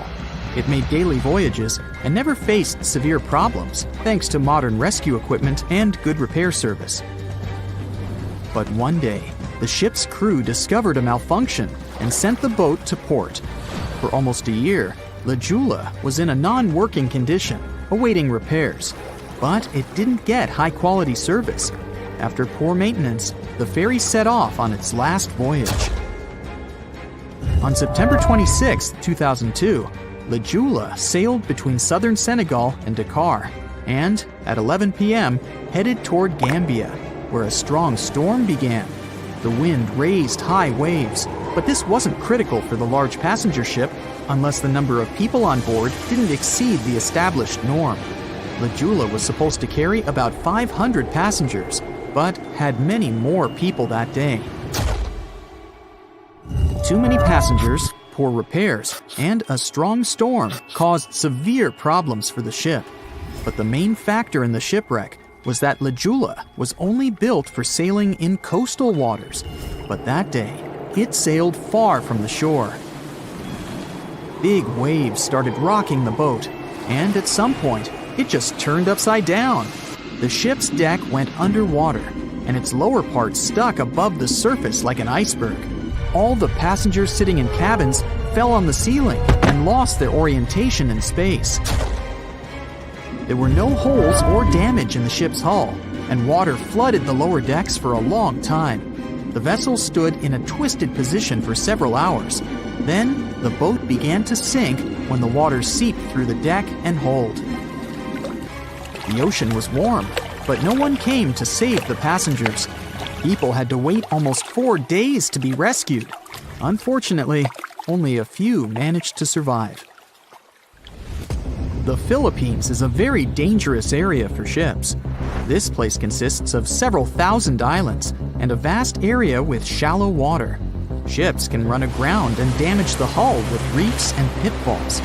On September 20th, 1987, one of the most terrible disasters in navigation history occurred there. A Philippine passenger ferry called Dona Paz left one of the islands and sailed toward Manila. The sun was shining, the ocean was calm, and the visibility was good. But for some reason, the crew members didn't notice how the tanker Vector was approaching them. The two ships collided at low speed. The collision wasn't strong, but the problem was that the Vector had tons of oil on board, and the Dona Paz crashed into the cargo hold where that oil was stored. So it spilled all over the ocean, and then a spark slipped through. Not only did the two ships catch fire, but also filled with water. Both ships sank in a matter of seconds. Only a few dozen people survived that disaster. On September 27, 1854, the passenger ship Arctic sailed from Liverpool to New York. The fog came rolling down, and visibility got really bad. Another boat appeared out of the thick white haze, the French steamer Vesta. The ships were close enough to each other that a collision was inevitable. The French vessel was smaller, so it seemed to the Arctic's captain that Vesta had received a lot of damage. And while he was staring at the other ship, his boat got quickly filled with water. The captain gave the order to sail to the shore as fast as possible, but the ship's engines stopped working because of the flood. Then the ship's crew started to lower lifeboats with women and kids. Still, when rescuers found lifeboats with people, it turned out that only 87 out of 400 people survived, 65 crew members and 22 passengers. Surprisingly, there were only grown men among them. The ship's captain survived by clinging to the wreckage. All newspapers wrote about this story as one of the most terrible and shameful tragedies in navigation history. The survivors were criticized because they didn't save women and kids, and the crew members were accused of violating the law, since the safety of passengers should be higher than the safety of sailors.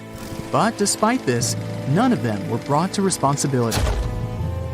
Unfortunately, shipwrecks still occur to this day, but fortunately, there are fewer of them than before, thanks to modern navigation systems and radar. But no technology can guarantee there won't be a super strong storm or any other emergency that no one can foresee.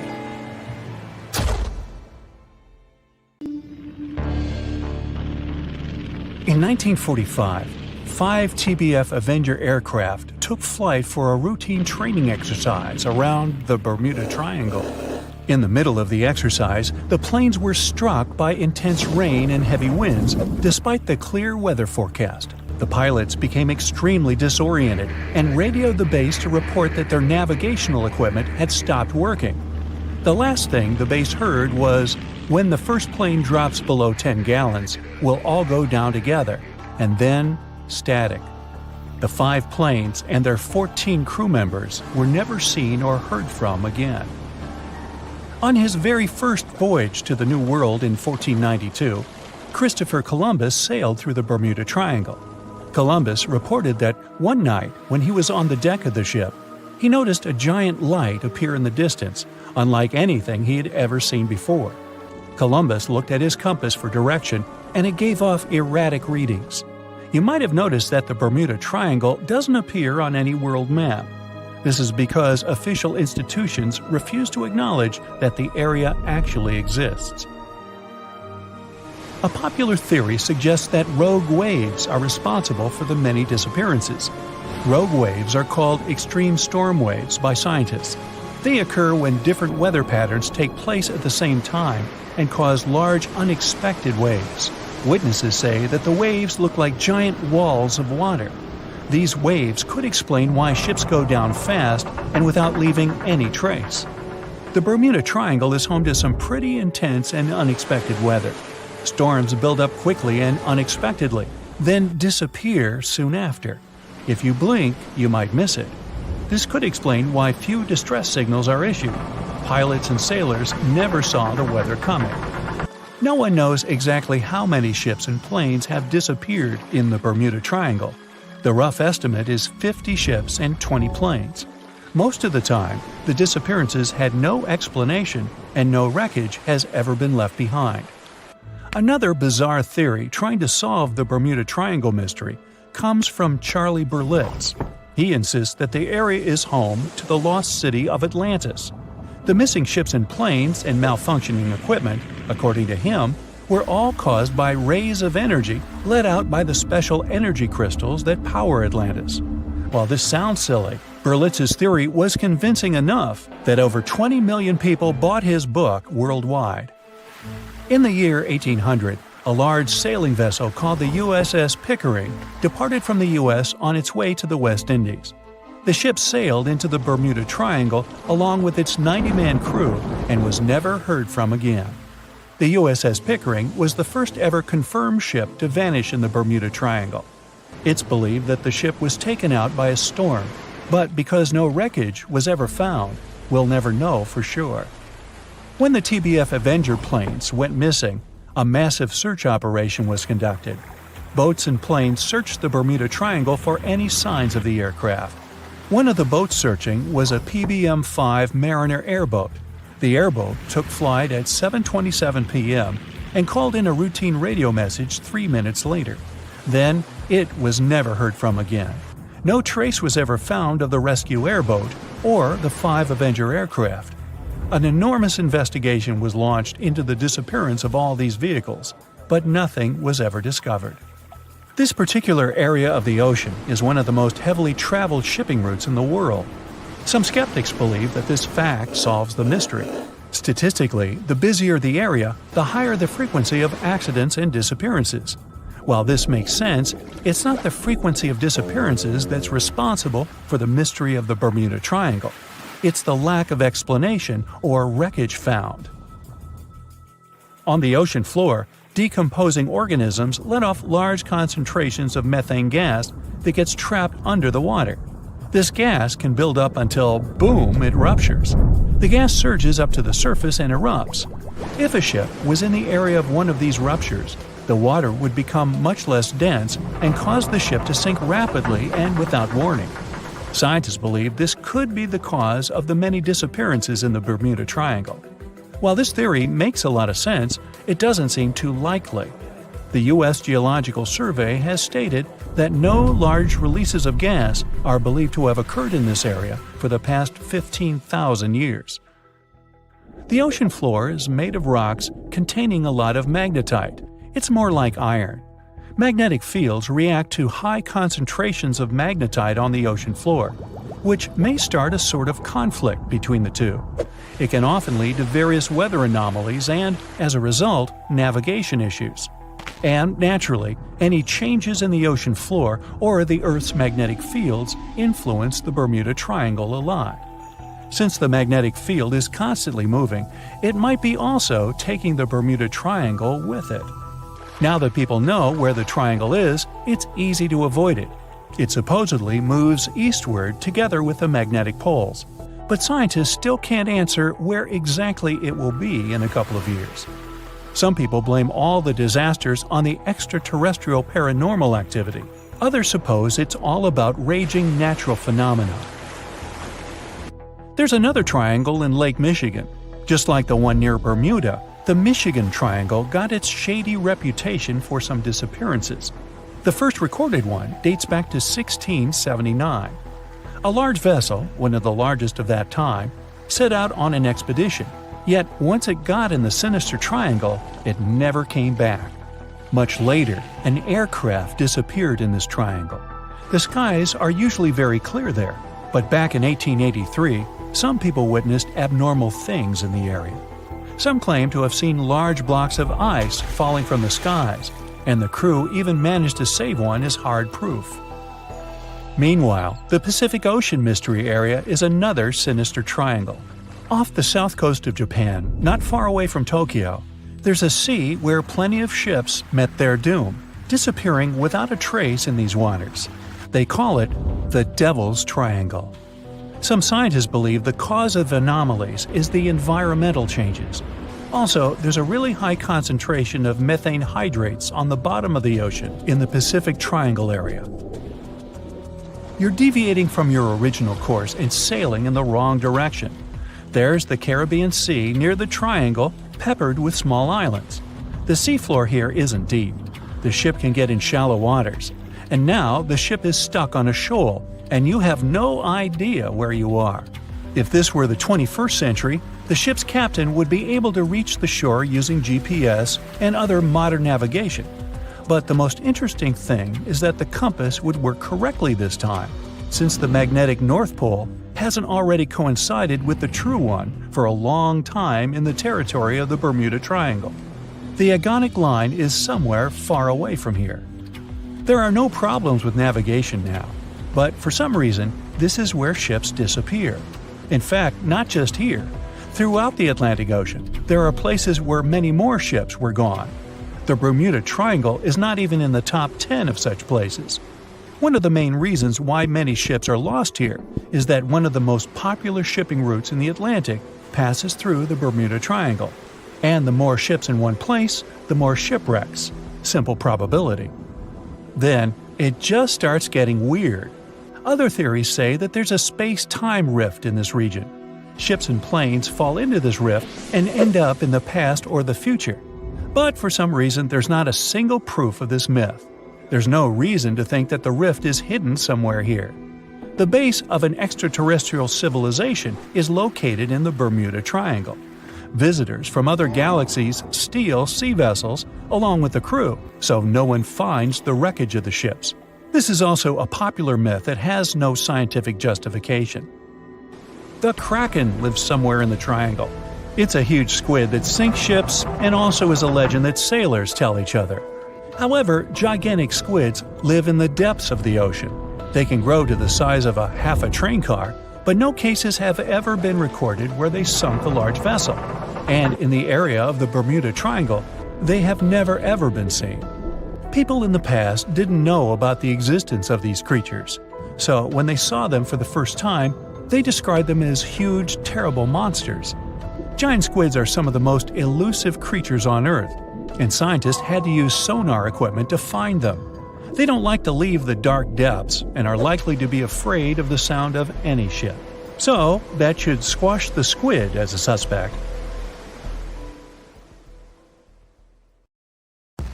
It's 2018. You get up early in the morning to go ashore and catch some fish.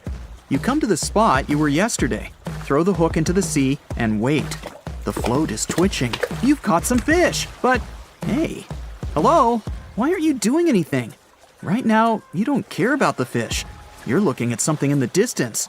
You open your mouth in surprise since you see a huge ship stuck on a shoal.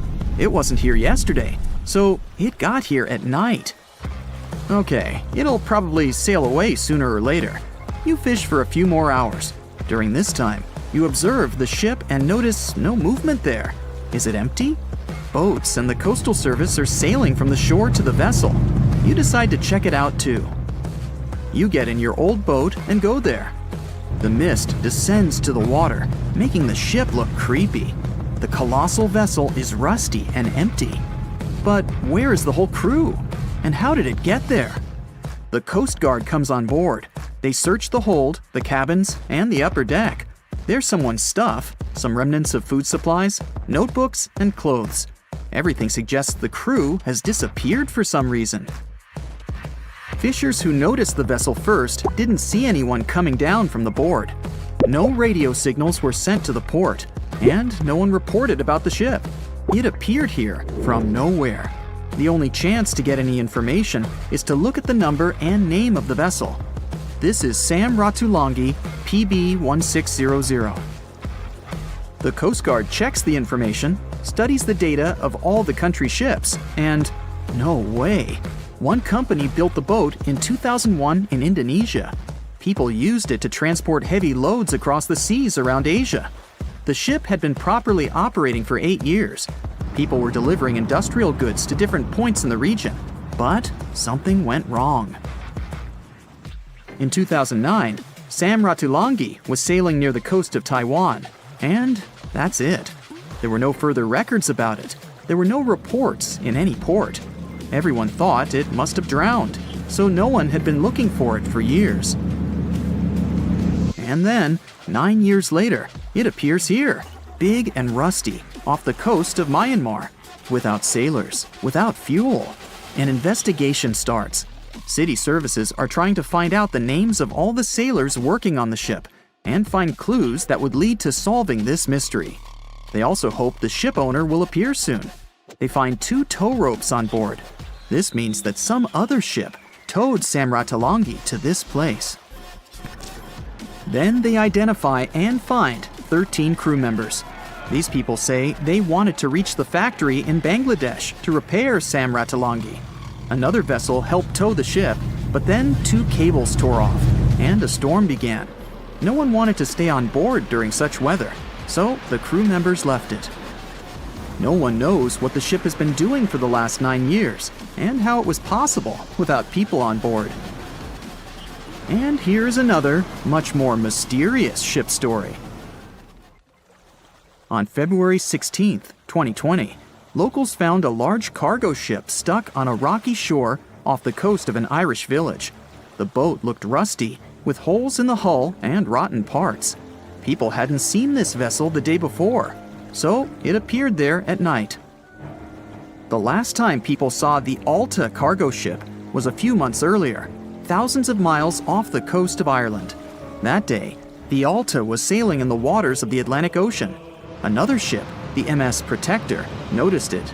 MS Protector crew members tried to contact the ship, but received no response. The people on board realized that they were facing an empty vessel. And then, 5 months later, it appeared near the coast of Ireland. There are more questions than answers in this story, but we managed to find something out. In 2015, the Alta appeared and disappeared from the radar several times. Any ship has an internal tracking system, so people can track its route using satellites. But Alta crew members often disabled this system. Perhaps they were engaged in some illegal activity.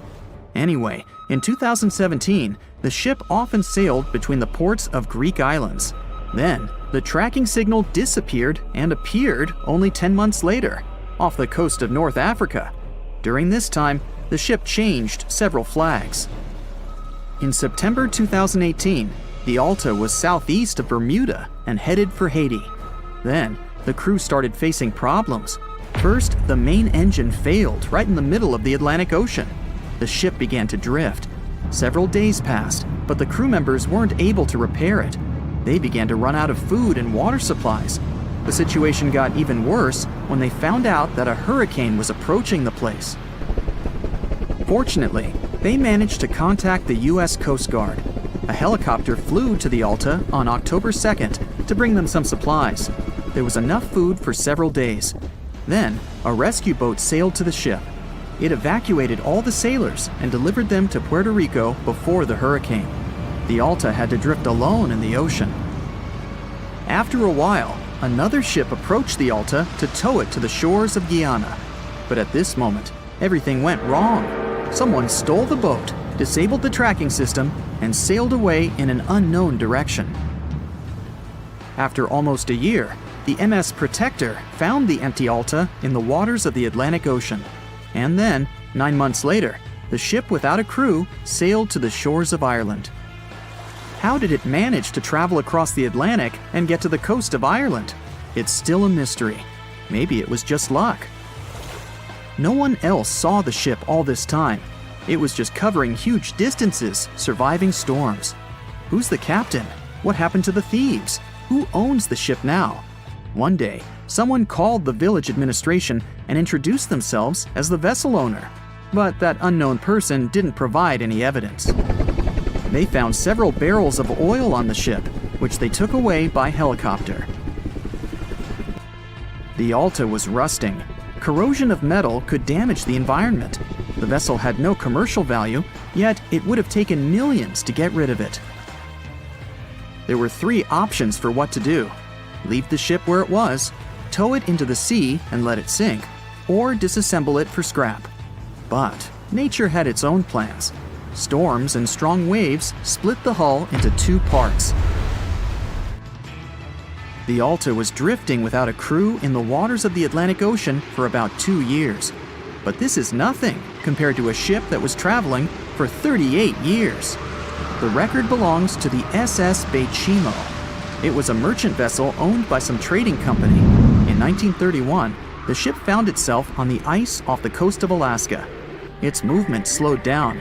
A thick layer of ice blocked the ship, and a strong storm only made the situation worse.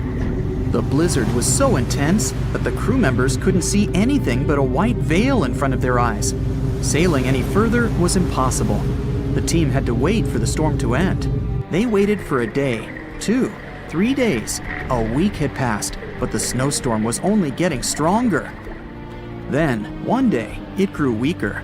The crew members split into 2 teams. The first team went to the nearest city. The second group, along with the captain, stayed on board. They set up camp next to the ship and waited for the blizzard, which had started again, to end. There was 0 visibility. And finally, one day, the storm was over. Great! And now, wait a minute. But where's the ship? The SS Baychimo just disappeared during the blizzard. The captain was sure that the ship had sunk, so he left along with the crew. Then, a week later, they saw the vessel drifting near the area where they had lost it. The hull was damaged so severely that it was unsafe to sail on it. Repairing the ship would be pointless and expensive, so the captain decided to abandon it. He was sure that it would go underwater sooner or later, but it stayed afloat for the next few days, the next few months, and a few years. People had reported seeing it at various points along the coast of Alaska for 38 years. The last record of the SS Baychimo is dated 1969. Those who saw it claimed the ship was completely frozen, almost merged with the ice. Some people planned to start an expedition to find the ship, but all attempts were unsuccessful. The vessel is probably lying somewhere on the deep sea floor. A ship is traveling across the Atlantic Ocean when a storm starts. At first, the situation doesn't seem to be very bad, but soon, people on board the ship realize that the storm is intensifying. Waves are huge, and nothing can save the ship. It's starting to sink. On board, there's only one lifeboat. Sadly, it can only hold one person. The captain is in a terrible situation. He needs to decide which passenger can be given a chance to survive. Besides the captain, there are 8 people on board. Some of them seem to be lovely. Others look like villains. But you might not know the truth until it's too late. The first passenger is Alex, a 28-year-old talented artist. He's just had his first international exhibition and is boasting about that left and right. He claims to dream of inspiring the world with his art, but did I mention it's his shy twin brother who painted those masterpieces? And Alex just steals his shine? Next is 23-year-old Maria, who's 8 months pregnant. She's quite spoiled, often behaves unreasonably, and treats the staff on board badly.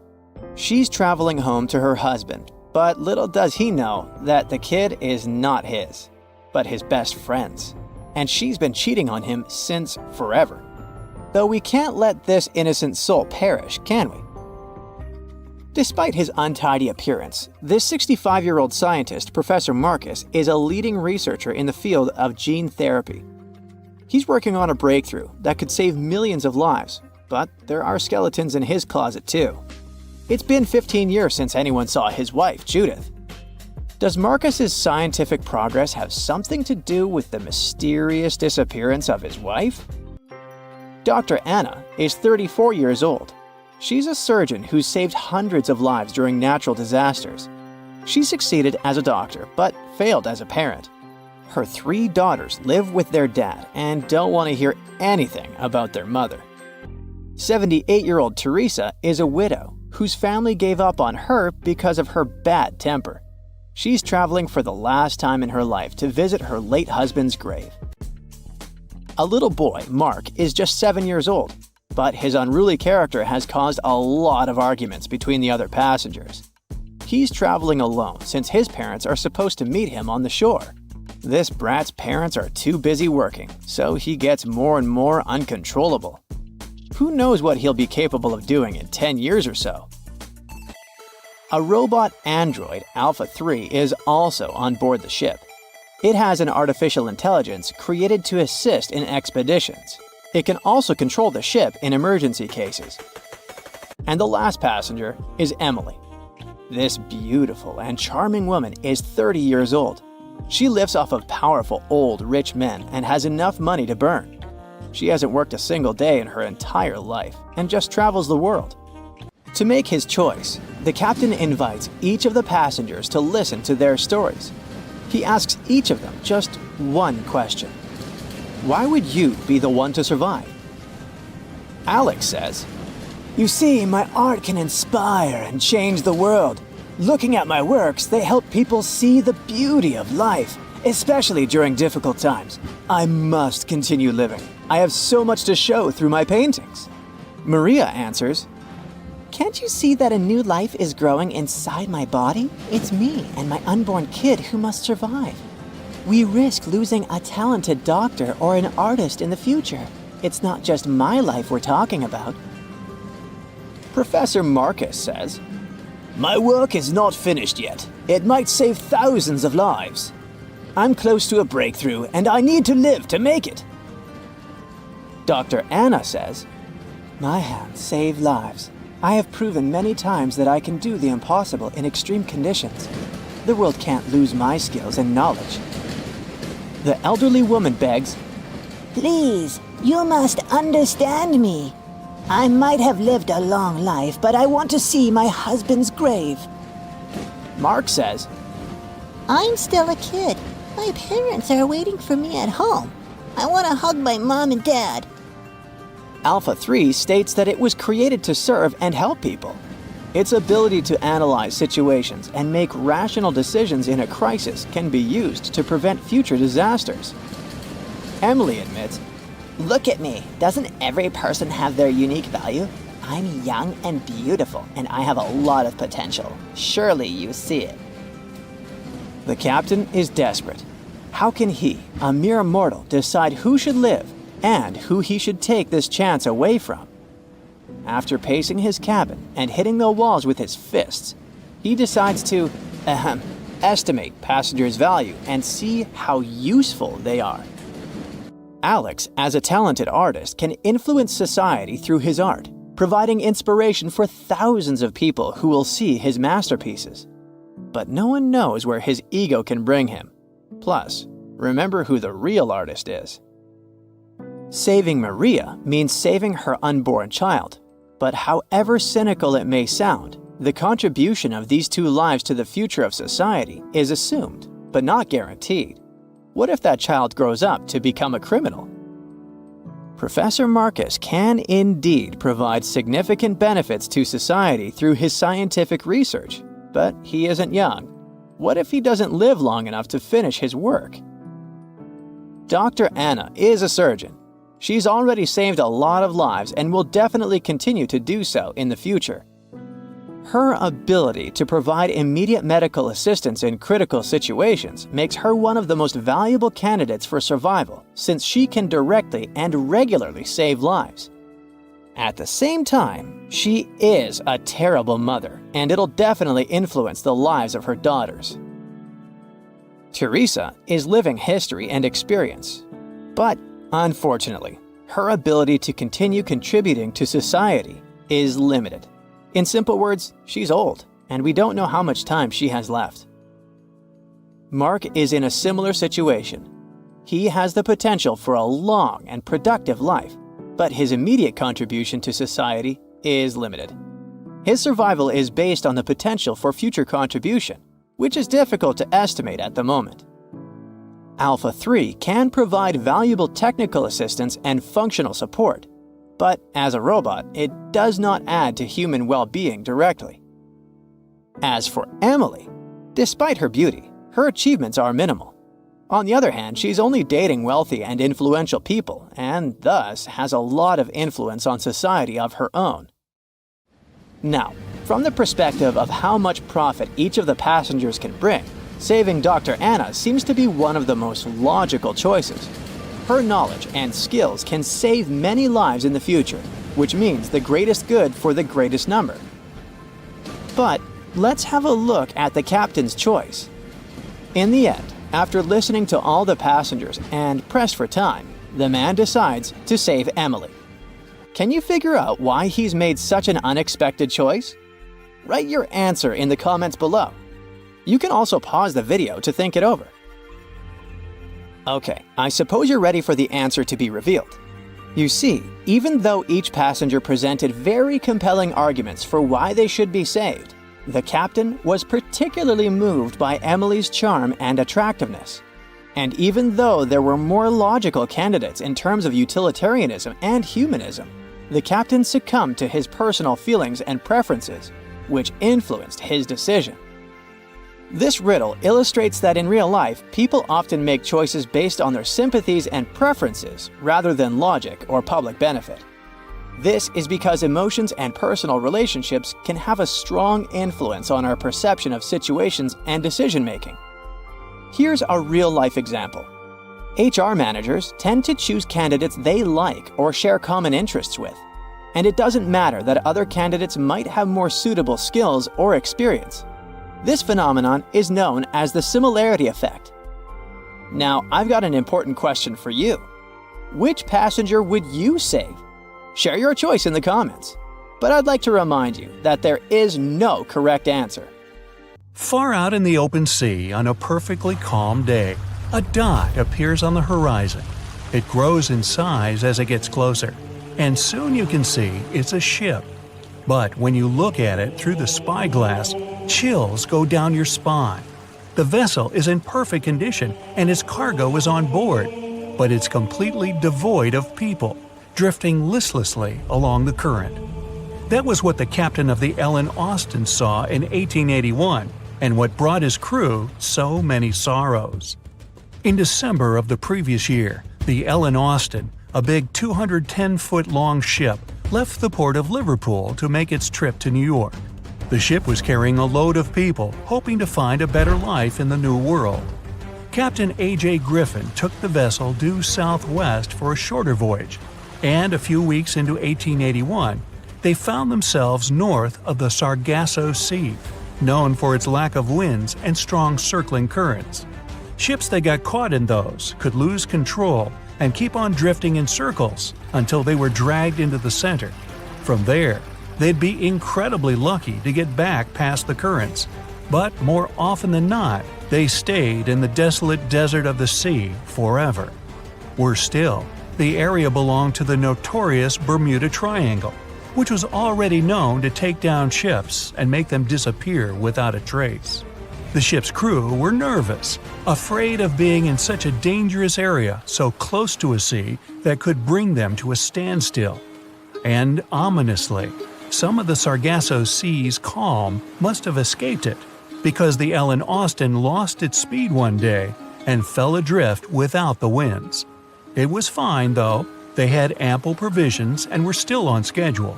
Captain Griffin was walking around his ship, giving orders in a voice full of calm authority, and both his crew and passengers trusted him completely. But then, the lookout shouted from above that a ship was in sight. And indeed, when the captain looked in the direction the man was pointing, he saw a small schooner moving slowly into view and towards the Ellen Austin. As it came closer, it became apparent that the way the strange vessel moved wasn't right. The captain frowned and examined it through his spyglass. The schooner was untouched, but eerily silent. There wasn't a single soul on board. Derelict ships weren't that rare in the Atlantic at the time, but neither were pirates. Captain Griffin decided to wait and watch. After 2 days, the schooner was as quiet as always, and Captain finally thought it was fine to move in. He took a small team of sailors and boarded the stranded ship. There was nobody there indeed, but luck seemed to be on Griffin's side. The precious cargo of mahogany wood was still in the holds. The captain returned to the Ellen Austin and ordered his select men to take the smaller ship along to New York. The crew's spirits arose with the prospect of riches awaiting them upon arrival. When the winds blew strong again, the Ellen Austin continued its voyage, with the unnamed vessel tagging along. But after a couple of days, the ships were caught in a powerful storm and got separated. The wind, rain, and waves beat them for several days in a row. When the weather finally cleared, Captain Griffin ordered to find the schooner. They searched for another day until they finally found it adrift, way off the course. Griffin hailed his men on board the smaller ship, but no one answered. A party of sailors went to investigate and returned with their faces white with fear. The whole prize crew went missing in the storm. The captain wasn't one to lose such a valuable find, though, and ordered another team to take control of the schooner. Reluctantly, the sailors obeyed, and the two ships continued their voyage. They agreed to stay as close as possible to one another and ring their bells at set intervals at night to let each other know they were fine. Several nights went all right, with bells ringing reassuringly every hour. But one day, a thick blanket of fog fell on the sea and almost completely blocked their vision. The ships went on regardless and started sounding their bells earlier. When night came, the fog was still there, but the bells were the sound of life. Until they stopped. Captain Griffin rang the bell once, then twice. No answer. The crew lit the fires and looked out into the sea intently, but the fog hadn't lifted, and they couldn't see a thing in the swirling abyss beyond the ship's board. Nobody could sleep that night, and they waited in silence until the break of dawn. The first rays of sun made the fog slowly disperse, and the whole crew went to the edge of the deck with heavy hearts. There was still hope in them, until the last strands of the mist went away, revealing a vast, calm, and most importantly, empty ocean. The nameless schooner was gone, and so was the second team of the Ellen Austin sailors. The ship sailed the rest of the way to New York in grave silence. Once it arrived at the port, the passengers were only too happy to leave the vessel, and no one so much as turned their head as a goodbye. That was the ship's last voyage as the Ellen Austin. That same year, it was sold to a German shipping company and renamed Meta. No one ever found the derelict schooner or the sailors that went missing with it. And that would probably be the end of this mysterious and unresolved story, if it held at least a little bit of the truth. In reality, none of the enigmatic things in the narrative actually happened. The Ellen Austin did indeed leave Liverpool and headed southwest to New York, and its captain was really A.J. Griffin, taking people to the American continent. But from here, the story falls apart. First of all, the ship went way too far to the north to pass the Sargasso Sea so closely. There was simply no reason to make a detour so broad. Even though the westerly winds were strong, it was still faster to take them head-on than to go in a southerly direction. So the Ellen Austin was probably nowhere near the Sargasso Sea and the Bermuda Triangle. Secondly, the triangle itself has been proven time and again to be nothing but a work of fiction. In fact, it gained popularity in the middle of the 20th century, while nobody even thought of drawing a triangle in the Bermuda area before that. The mystery was popularized by science fiction writers and became a common myth, while no serious research proved it any more dangerous than other parts of the world's ocean. So the crew of the Ellen Austin weren't even aware of the Bermuda Triangle back then, let alone afraid of it. Thirdly, the whole story was told and retold by magazines and mystery-loving personalities with ever-changing details. It first appeared in a newspaper in 1906 and already had the date wrong. The article said the voyage took place in 1891 instead of 1881. Later, the story resurfaced in 1935 on the radio with the wrong name of the captain. It was Baker, not Griffin. The date was also off, saying the trip was taken in August 1881, when the Ellen Austin was already renamed Meta. The legend grew upon with other strange details, such as the ship's route from London to Newfoundland, which was never the case. But the final debunking came from the archives of Lloyd's of London, the marine insurance market that keeps all logs of trade and emigration ship routes. The documents there say that on February 1881, the Ellen Austin completed its cross-Atlantic voyage to New York without incident. Captain A.J. Griffin off-boarded the ship with all his crew hale and hearty and declared no loss of hands during the trip.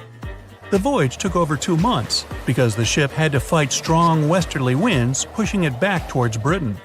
The crew reported no strange encounters on the way, and the whole thing was as boring as could be. And even the passengers must have been smiling when they stepped on the American soil at last, unaware of the phony baloney story they were about to be a part of. Thick fog is rising over the ocean as the sun is slowly sinking towards the horizon. It's hard to see further away than a few dozen feet, but that's enough to notice a hulking, skeletal shape in the distance. As your ship approaches the figure, your heart beats faster, and then you make out the details of another vessel, abandoned by the looks of it. Ghost ships do exist, and their mysteries aren't always solved. Take MV Hoita, for example. It was a wooden vessel built in 1931 as a luxury yacht. It had served well to various people over 20 years before it was bought by a Samoan sailor and became a merchant ship. In 1955, though, Hoita's service came to an abrupt and mysterious end. On October 3rd, it set sail for another trading voyage that should have taken no more than 48 hours. Delays happen in the sea, so when Hoita didn't arrive on October 5th as scheduled, there was little worry yet. But then it failed to come on the following day too. There was no distress signal or any other sign of Hoita's presence anywhere between its departure and arrival points. A search and rescue party was dispatched to find the ship, and for 6 days, they were scouting the area of nearly 100,000 square miles. On October 12th, the mission returned to the base empty-handed. Hoita vanished without a trace. It was only a month later that another merchant ship, Tuvalu, noticed the missing vessel far away from its route, drifting in the open sea and listing heavily. The sailors boarded the ship and found that all of its crew and passengers, 25 people total, were missing, along with all the cargo the vessel had been carrying. The radio was tuned to the International Distress Channel, meaning that the crew had been trying to ask for help, but they couldn't reach anyone because the radio cable had been damaged, limiting the range to 2 miles. The lifeboats were missing as well, indicating that people on board must have left the ship. Unfortunately, they seem to have taken the logbook with them, leaving the rescue team clueless as to what had happened. Even today, the mystery of MV Hoita hasn't been solved yet. No one knows where the crew and passengers had gone and what had caused them to leave. SV Carol A. Deering wasn't a ghost ship in the usual sense of the word. There are no sightings of it in the open sea. Instead, it was found on the shore, but the circumstances of it running aground are a puzzle shrouded in mystery. Carol A. Deering was built in 1919 in Maine, and it was a large vessel made for commercial voyages. Unfortunately, despite its large cost of construction, it had only served for a year before its last trip. July 19, 1920. The ship was traveling from Puerto Rico to Rio de Janeiro via Newport News to deliver a cargo of coal. It was almost halfway to the final destination when the captain fell seriously ill, and the crew turned back to drop him and his son off and replace the captain. The voyage went without incident, but when it came to Barbados in December to resupply, there were strange moods among the crew. The first mate didn't seem to be happy with the new captain. No one paid much attention to it back then, when they probably should have. The last sighting of Carol A. Deering at sea was on January 28, 1921, when a lightship noticed it off the coast of North Carolina. There was some commotion on the quarterdeck of the ship, where the crew were normally not allowed. Then, another vessel sighted it, but there was already no one on the decks. On January 31st, the merchant ship was found hard aground in the Diamond Shoals, a site notorious for numerous shipwrecks that had been occupying there for centuries. When the search and rescue party boarded the ship, they found it abandoned, the log and personal belongings of the crew gone, along with the 2 lifeboats. There is still no answer to what happened on board of Carol A. Deering that January, although the most popular version was mutiny. Maybe we'll never find out the truth though. SS Baychimo is perhaps one of the most notable ghost ships in history. This large cargo steamer was built in 1914 in Sweden and plotted its way dutifully over 16 years, trading provisions for pelts with native tribes of Alaska and Canada. But then, on October 1st, 1931, Baychimo got caught in pack ice. At first, it seemed the crew would be able to wait it out and continue on their route because the ship broke free in a couple of days. But in less than a week, it became caught again, this time for good. In another week, a rescue party was sent to fetch 22 of the Baychimo's crew, while another 15 remained behind to wait through the winter if necessary and get the ship back. But a month later, after a powerful blizzard struck their camp, the sailors went out of their shelters only to find the ship gone. Luckily, a few days later, a native hunter told them Baychimo hadn't been lost yet. He'd seen it about 45 miles from where they had been stationed. They managed to track it down, but decided the ship wouldn't survive the winter. So they took the most valuable cargo from its hold and abandoned it. They were wrong though. SS Baychimo did survive that winter, and many more that followed. When the ice broke, it sailed away on its own, drifting listlessly along the shores of Canada and Alaska. There were numerous sightings of the ghost ship, sometimes adrift in the open sea, and at other times stuck in the pack ice again. People attempted to board and salvage it, but weather conditions or lack of equipment always prevented them. SS Baychimo was last sighted by native Alaskans in 1969, 38 years after its abandonment. What became of it later remains unknown. The story of SS Orang Medan is one of the most puzzling and harrowing ghost ship stories of the 20th century. No one even knows for sure if the ship even existed in the first place. It wasn't recorded in Lloyd's Shipping, the International Register of Ships, which makes it either a tall tale or a vessel that avoided being officially recognized for some shady reasons. In any case, the accounts as to what happened to the Medan vary. According to most reports, it was carrying some unknown cargo in the Indonesian waters when a distress call was received by another ship in the vicinity. The officer on duty heard an SOS message, but its contents are different depending on the accounts. The message did not repeat, and the crew of Medan didn't answer to any attempts to contact it back.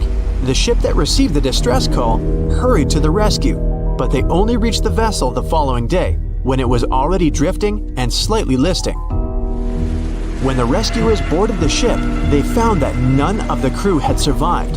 However, one lifeboat was missing, which implied that there was at least one crew member who managed to escape. What happened to the rest of the people on board remains a mystery to this day. Still, there are no hard facts about this story, so we might never find out whether SS Orang Medan was actually a ship and not a thing of fiction. SV Sabrina was a 3-mast sailing barge built in 1873 for river trade ships in South America.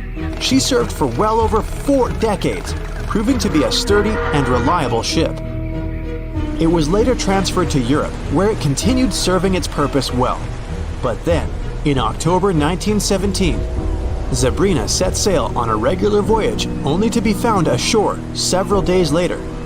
Mysteriously, although the ship was perfectly intact, the entire crew of 5 and the captain were gone. There is no direct evidence or hard facts as to what really happened that day. The most convincing theory is that the crew were washed away from the deck because of an underwater explosion. And then the ship sailed ahead without them. But the truth, as always, remains unknown. The moon shines brightly and illuminates the black water of the ocean. Thick fog descends on it in ominous silence. Then, it's suddenly broken by the creaking of wooden boards, followed by a rippling of the waves. Through the fog, you see the outline of an old, large ship. Its hull is rusty, and a strange cold is coming from it. But the most unsettling thing is that there's no one on the deck. The ship sails without a crew. No, this isn't a mythical Flying Dutchman, but a very real ghost ship. September 2nd, 2019. The British Royal Navy's ice patrol ship, called the HMS Protector, sails through the calm waters of the Atlantic Ocean. The time is 11 p.m. Some of the ship's crew are on deck, while others are sleeping in their cabins. The captain steers the ship and looks straight at the horizon. The sky is lit up by an orange twilight, and clouds float in the distance. Suddenly, against this beautiful landscape, one of the sailors notices the black silhouette of an unknown ship. The captain slows down and steers the ship a little closer to the mysterious vessel. This is an old cargo ship, 250 feet long. Attempts to contact the crew members lead to nothing. It seems the unknown boat is floating in the ocean by itself. There's no one on board, at least, no one alive. The deck of the ship creaks from rocking on the waves. The sun sinks below the horizon, and it gets dark. The ship looks terrifying. British sailors don't dare to climb on that strange deck. They take a photo, post it on the internet, and sail away. Many people on the internet will assume the sailors met a real ghost ship. 5 months later, we're in the village of Ballycotton in County Cork, Ireland. A local leaves the house early in the morning to go for a daily run. Music in his headphones, fresh cool air, and a scenic route are ideal conditions for a good workout. The jogger runs along the road on the coast of the Celtic Sea. There was a strong storm last night, and now the sea looks calm. The man runs along the top of a low cliff and notices a huge vessel. An old rusty cargo ship 250 feet long lies on the beach, right among the rocks. No people on board. It seems the ship has been here for ages, but the local is sure this vessel wasn't here yesterday. A little later, it turns out this is the same ship that the sailors from the HMS Protector saw 5 months ago, thousands of miles from this place. The cargo ship, called the Alta, was built in 1976. Nobody knows who used it all this time and for what purposes. It's only known that in 2017, the ship was purchased by a new owner and marked with the flag of Tanzania. It's important to say that almost all cargo ships are equipped with AIS, Automatic Identification System, which is needed to track ship movements in the ocean. Since 2015, something strange started happening with the Alta's AIS. The ship disappeared from the satellites, then reappeared again. Over the past few years, this ship had changed several names and flags. It's not surprising that its AIS shut off and turned on numerous times.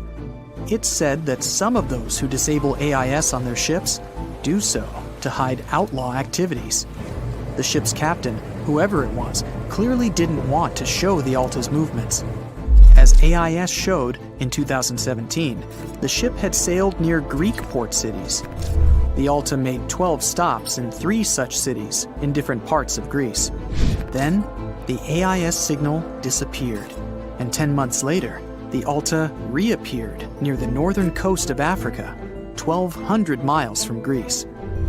In September of 2018, the ship was sailing about 1,400 miles southeast of Bermuda, and at that time, the crew members started having problems.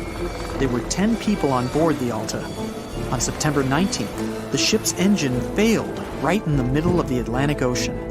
The nearest shore was very far away. The ship began to drift. As days passed, the crew couldn't fix the vessel. Food supplies were running low. The crew started to panic and tried to contact someone. The situation got worse as a strong hurricane was approaching the place where the ship broke down. Crew members contacted the U.S. Coast Guard. On October 2nd, a helicopter headed towards the ship.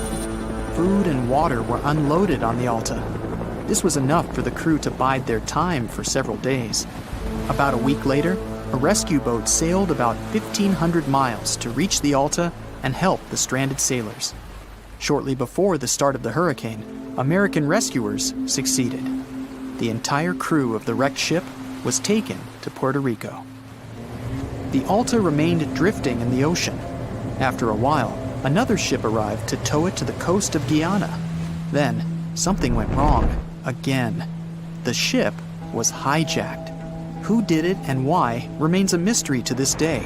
But then, for some unknown reason, the thieves decided to abandon the ship and left it to drift in the ocean. For almost a year, the ship's location couldn't be tracked. Then, in September 2019, the vessel was found by the British Royal Navy. How the Alta was able to cover the distance across the Atlantic and wash up on the coast of Ireland is unknown. An investigation has been launched in Ireland. It's necessary to identify the owner of the vessel and find a responsible person to take on the task of towing it. But no one has since been found.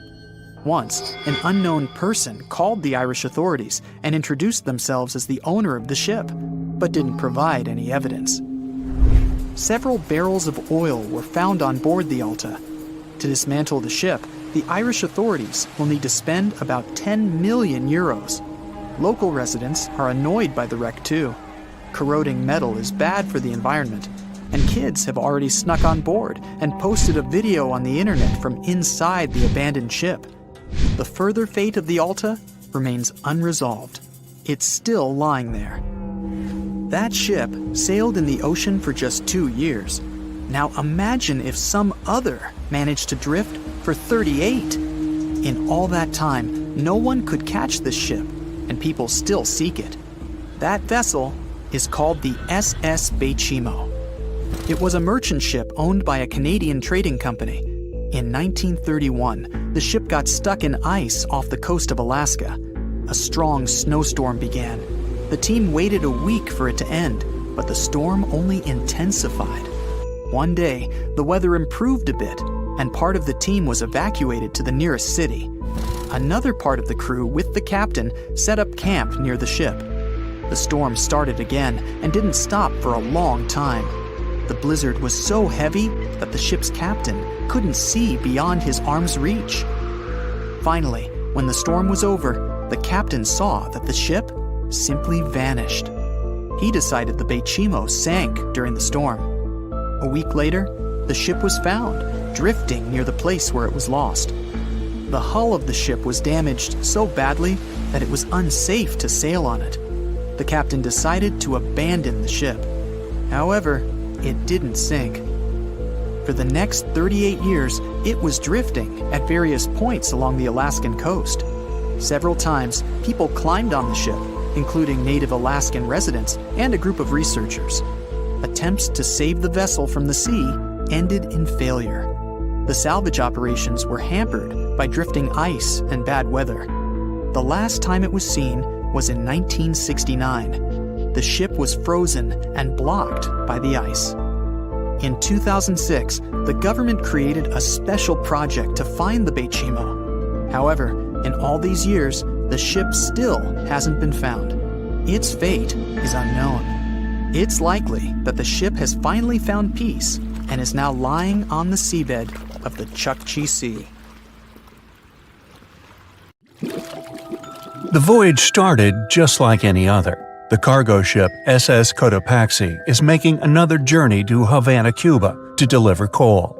It's November 29, 1925. For Captain Meyer and his crew, leaving Charleston Port, South Carolina, it will be the last trip the ship ever makes. Its route ran through the Bermuda Triangle.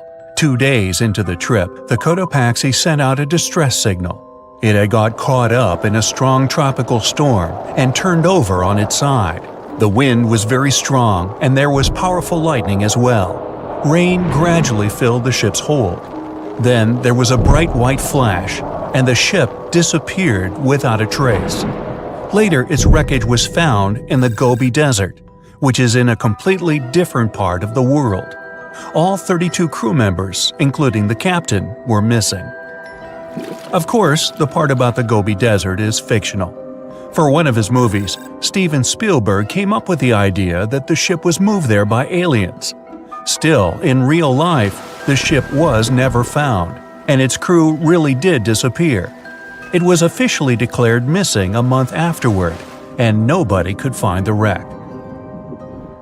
It seems like a classic case of mysterious things going on in the Bermuda Triangle. But most mysteries are solved sooner or later. In 2020, the Cotopaxi was found. A man named Michael Barnett had moved to Florida to study shipwrecks off the coast. One wreck in particular really caught his attention. It was much larger than the others, and the locals called it the Bear Wreck. It was about 40 miles from St. Augustine in northern Florida, but no one had ever managed to identify the rusty hull. So Michael started to do some detective work. He measured the size of the shipwreck and started working through all the information he could find. He researched hundreds of old newspapers, leafed through insurance records, and looked at artifacts found on the wreck. After hundreds of hours of hard work, Michael was sure it was the Cotopaxi. But a few years before, there had been a rumor that the same ship had been found off the coast of Cuba. The Coast Guard found the wreck of a cargo ship about the same size that looked a lot like the one lost in 1925. Michael was sure they were wrong, so he teamed up with some science journalists and kept investigating. Soon they discovered something that seemed to confirm Michael's belief. Divers found brass valves with the letters SV on them in the wreckage of the ship. Michael suggested these initials referred to Scott Valve Manufacturing Company. The headquarters of this company was in Michigan, not far from where the Cotopaxi had been built. The company had probably supplied parts for the Cotopaxi. So the puzzle seemed to be solved. The Bear Wreck was really the missing cargo ship. But Michael still needed to work out why the ship had sunk. Did something mysterious really happen to the Cotopaxi in the Bermuda Triangle? Later, Michael found the testimony of the ship's carpenter among some old papers. The carpenter claimed that the hatches covering the coal on the ship had been in a terrible condition before it sank. Repair work on the covers wasn't finished before the crew got the order to sail to Cuba. So if the hatch covers were still broken during the trip, water could have easily gotten on board. This water probably flooded the hold during the tropical storm. This was the real reason why the Cotopaxi went down. There was really nothing mysterious about it. It was just a mistake made by ordinary people. But this is just one example out of dozens, or even hundreds, where ships and planes have gone missing in the Bermuda Triangle. We still can't explain some of these incidents. It seems like there really is something weird going on there. One of these strange events happened in 1948. A passenger jet was headed for Miami from San Juan, Puerto Rico. It disappeared in the same area as the Cotopaxi. The 32 people on board vanished without a trace. The weather was clear throughout the flight, but experts think that when the plane was about 50 miles from the coast, it could have been hit by a strong wind that knocked it off course. Years later, a similar plane was found in the area of the Bermuda Triangle, but because no one could work out the registration, it was impossible to say for sure if it was the same one. Something even stranger occurred not long before, in 1945. 5 planes went missing all at the same time. Some trainee pilots were practicing their navigation skills, but when they'd finished, it seems they couldn't find their way back home and disappeared. Many people assume they just ran out of fuel. This seems likely, but still, the circumstances were really strange. The trainees were being supervised by an experienced pilot who had 2,500 hours of flight time. He would never have let a group of newbie pilots get that far away from their base. Even now, people still debate what could have happened. Some insist the pilots ran into something supernatural out there in the Bermuda Triangle. But who knows? And here's another freaky thing that happened there which no expert has been able to explain: time travel. In 1970, Bruce Gernon was flying a plane from Andros Island to the Florida coast. When he was at 11,500 feet, a giant cloud appeared in front of him. It kept getting bigger and bigger, and he had no choice but to fly through it. As soon as he did, the plane was surrounded by darkness. It was as if the day had turned to night in a split second. Suddenly, Bruce began to see white flashes of light around him. They were so bright that they lit up the entire sky. But they weren't lightning bolts, although he couldn't really explain what they were. The plane continued through the strange cloud for almost a half an hour. Bruce noticed that the cloud changed shape during this time. The space around the plane turned into a tunnel. Then the tunnel started narrowing. Bruce became really tense as he tried to cope with the plane's controls. All his instruments and navigation equipment were going crazy, and the electronics stopped working. Then, a white light appeared at the end of the tunnel. Just like in the movies, the plane escaped the closing cloud tunnel at the very last second. Everything was fine, but now Bruce found himself in some white fog. He had no idea where he was. Then he managed to contact ground control. He was shocked when he learned that his plane was already in the airspace above Miami. It seemed that something impossible had happened. Bruce was meant to cover a distance of about 250 miles during the flight. This usually took 1.5 hours, but he had managed it in just 47 minutes, almost 2 times faster than normal. When Bruce landed, he went to check the amount of fuel left in the tank. It turned out he'd used up a lot less than the normal amount of fuel as well. Could there be a logical explanation for the time-traveling plane? Well, records show that a large number of sunspots were detected on the surface of the sun that day, and there was a strong solar wind. This could easily have made the electronics and devices on the plane go crazy. But what about the mysterious cloud? The Florida coast is a place where 2 large air currents meet. One has a high pressure and the other is a low pressure one. This causes a lot of storm clouds in the area. But people still debate how Bruce was able to cover the distance so quickly. Some people say that some kind of mysterious dark energy was involved. Others say it was a gravitational anomaly that curves space and time. Others think that Bruce is just a fraud. We still don't know the truth. So, is there really something supernatural about the Bermuda Triangle? Or is it all just coincidences and made-up stories? The truth is that no more planes and ships disappear in the Bermuda Triangle than anywhere else in the world. At the beginning of the 20th century, Somewhere off the coast of West Africa, a German steamship was leaving the port. Suddenly, the weather got worse, and the vessel entered a thick fog. The sailors ran aground on a sandbank close to the shore. Luckily, no one was hurt, and they were even able to save their precious cargo. But the ship was stuck in the sand for good. And it was not alone there. Nearly the entire length of the western coast of Namibia is called Skeleton Coast. If the name sounds scary, that's because it is. This 976-mile-long beach line is among the most dangerous places on Earth. The local Bushman tribes believe that their supreme deity made this land when it was angry. The Portuguese were the first Europeans to set foot in Namibia in the 15th century. And yep, they didn't like Skeleton Coast either. Portuguese explorers thought this land presented the gates to the underworld. This is the place where the Namib Desert meets the Atlantic Ocean. It might be dangerous, but it's actually beautiful. Plus, it's a UNESCO World Heritage Site. If Skeleton Coast had a PR manager, they would quit on the first day on the job. The area is not exactly tourist-friendly because of its geography and history. Beneath the sand and the waves, there is a secret ocean currently lurking for unsuspecting sailors. It's called Benguela Current. It flows towards the north along the coast of southern Africa. This part of the Atlantic is rich in marine life, but the current's land neighbor isn't that happy with the deal. This arid climate created the Namib Desert, one of the driest regions on Earth. And that marine life I just mentioned? It's sharks. 11 species of them to be exact.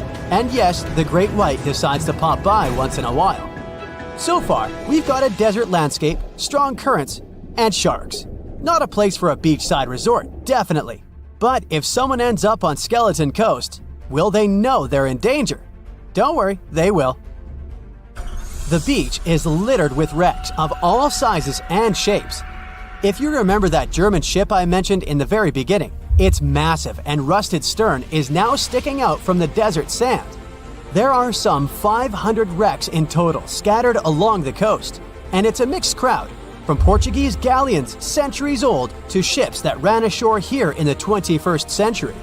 A modern fishing ship called Zela India managed to slip from its tow rope in 2008 and ended up on Skeleton Coast. Okay, it didn't escape on its own, it had some help from the elements. But it's better to be a tourist attraction on a beach than to be broken up for scrap. That's where the trawler was originally going, poor thing. Skeleton Coast's most famous inhabitant, to call it such a place, is the wreck of the Dunedin Star. The British cargo liner ran aground here in 1942.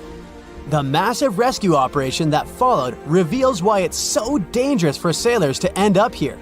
The rescuers managed to save all of the crew and passengers, but at a heavy price. An aircraft and a tugboat were lost in the process. It took the last of the rescuers a full 2 months to return home to Cape Town. Why, you might wonder? One look at the map of the region reveals the reason. It's an endless sea of yellow, which is the sand.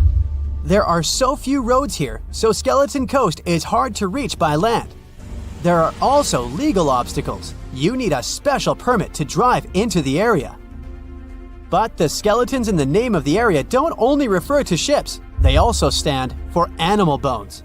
Most of these belong to whales and seals. Many animals have adapted to the area, so lions and hyenas roam the coastline in search of a meal. Yeah, now there are hungry lions as well, as if those sharks weren't enough.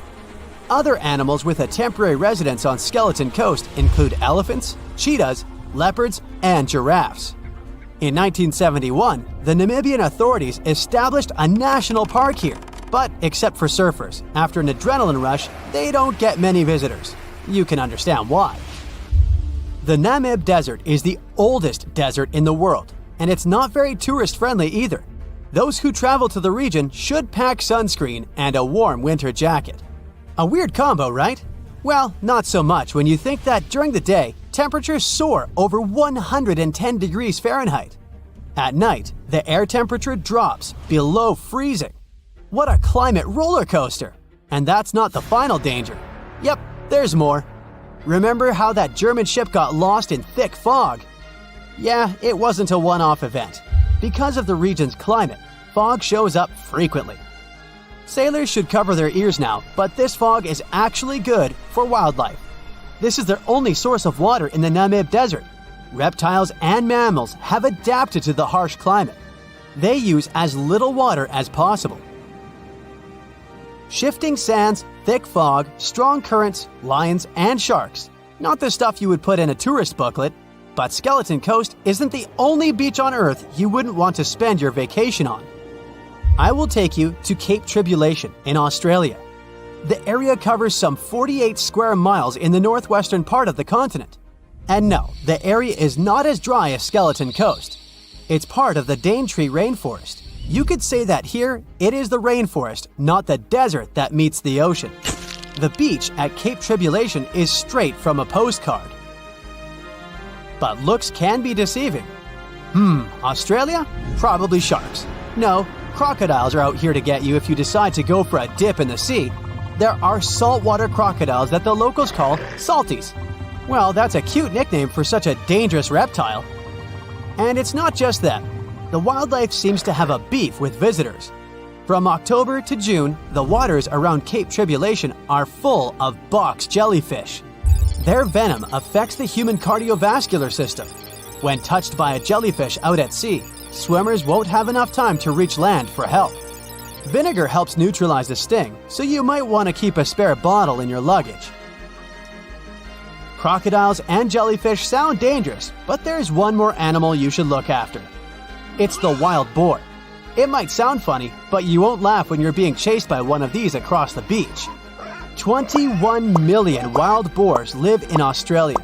They're mostly active at night, making it even more dangerous if they charge at you.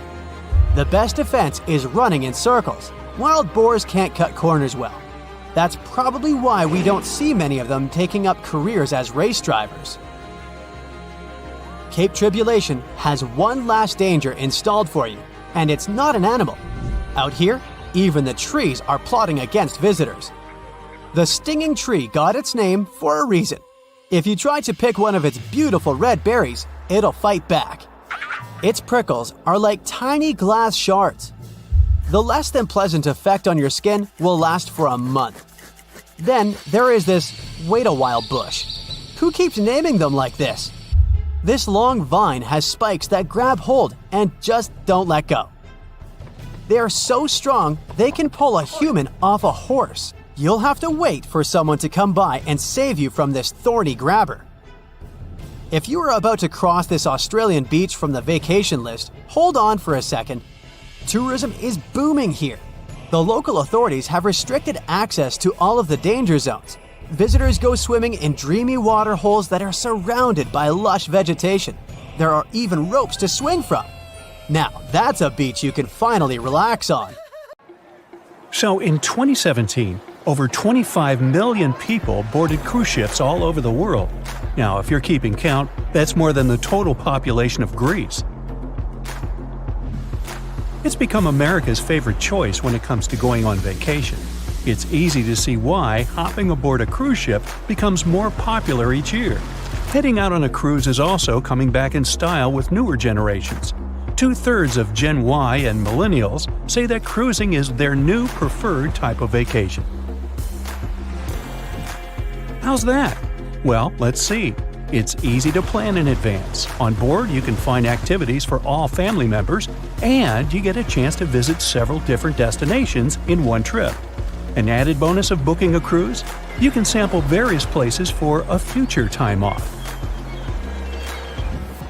The entertainment on board is often top-notch, providing passengers with an added taste of luxury. And the amenities and accommodations are generally very reliable. Not to mention that it gives tourists that feeling of actually getting away from everything that people strive for while out of the office. Royal Caribbean International is one of the largest cruise lines in the world, with just over 19% of the cruise market as of 2018. Its current fleet is divided into many different classes of ships, including the Voyager class, Radiance, and Quantum. The latest addition to the Royal Caribbean International's impressive fleet was built in 2018. Wonder of the Seas is now the largest cruise ship in the world. Since this spectacular liner has just had her maiden voyage in March 2022, let's look at some of the incredible perks it has to offer its passengers. For starters, the boat is so big that it had to be split into neighborhoods. Well, it figures since Wonder of the Seas can accommodate almost 7,000 passengers. Fond of New York? Well, no worries. Wonder of the Seas has a central park of its own, with an estimated 10,000 plants to check out. The ship's Central Park is a feature of all Oasis-class ships, being one of the so-called neighborhoods. Let's look at some other areas, shall we? Like this boardwalk, a place that includes an arcade, a candy store, and a sports bar. It's best suited for long walks. There's a pool and sports zone on Wonder of the Sea. These areas feature the ship's numerous pools and hot tubs. There are many activities to check out on the sports court. Then there's the Royal Promenade, or Promenade if you prefer. That's the main road on Wonder of the Seas, with bars, lounges, and places to grab a cup of coffee, or a luxurious latte. The entertainment neighborhood is the focal point for leisure activities on the ship. Here, guests can find a comedy club, an ice skating rink, and even a theater. The spa and fitness area is a tranquil zone with a huge array of treatments available. The fitness center is free of charge, by the way, so there's no excuse for guests to skip a leg day. An extra 8th zone was added to Wonder of the Seas. It's called the Suite Neighborhood. This is an exclusive area designed for guests staying in the suites. Oh, now I get it. It's located at the top of the ship. Guests here have designated staff members called Royal Genies. Yeah, if you rub a lamp in your suite, they appear. Nah, not really. The genies are similar to butlers. They can cater to just a few cabins. Of course, the cruise line wants to divert other guests from asking these crew members various questions and taking their time. That's why the genies don't wear name tags in public areas. As for its itinerary, Wonder of the Seas was initially supposed to be homeported in China, but Royal Caribbean decided to move the liner to the United States. In March 2022, the ship started its journey with 7-night Eastern and Western Caribbean itineraries. In May 2022, Wonder of the Seas is scheduled for a trip to Europe, with Western Mediterranean cruises from Barcelona and Rome planned for its guests. Passengers will also be able to visit Palma de Mallorca, Spain, and Capri, Italy. When the summer season is over, Wonder of the Seas is scheduled to return to Florida to offer year-round sailing starting November 2022.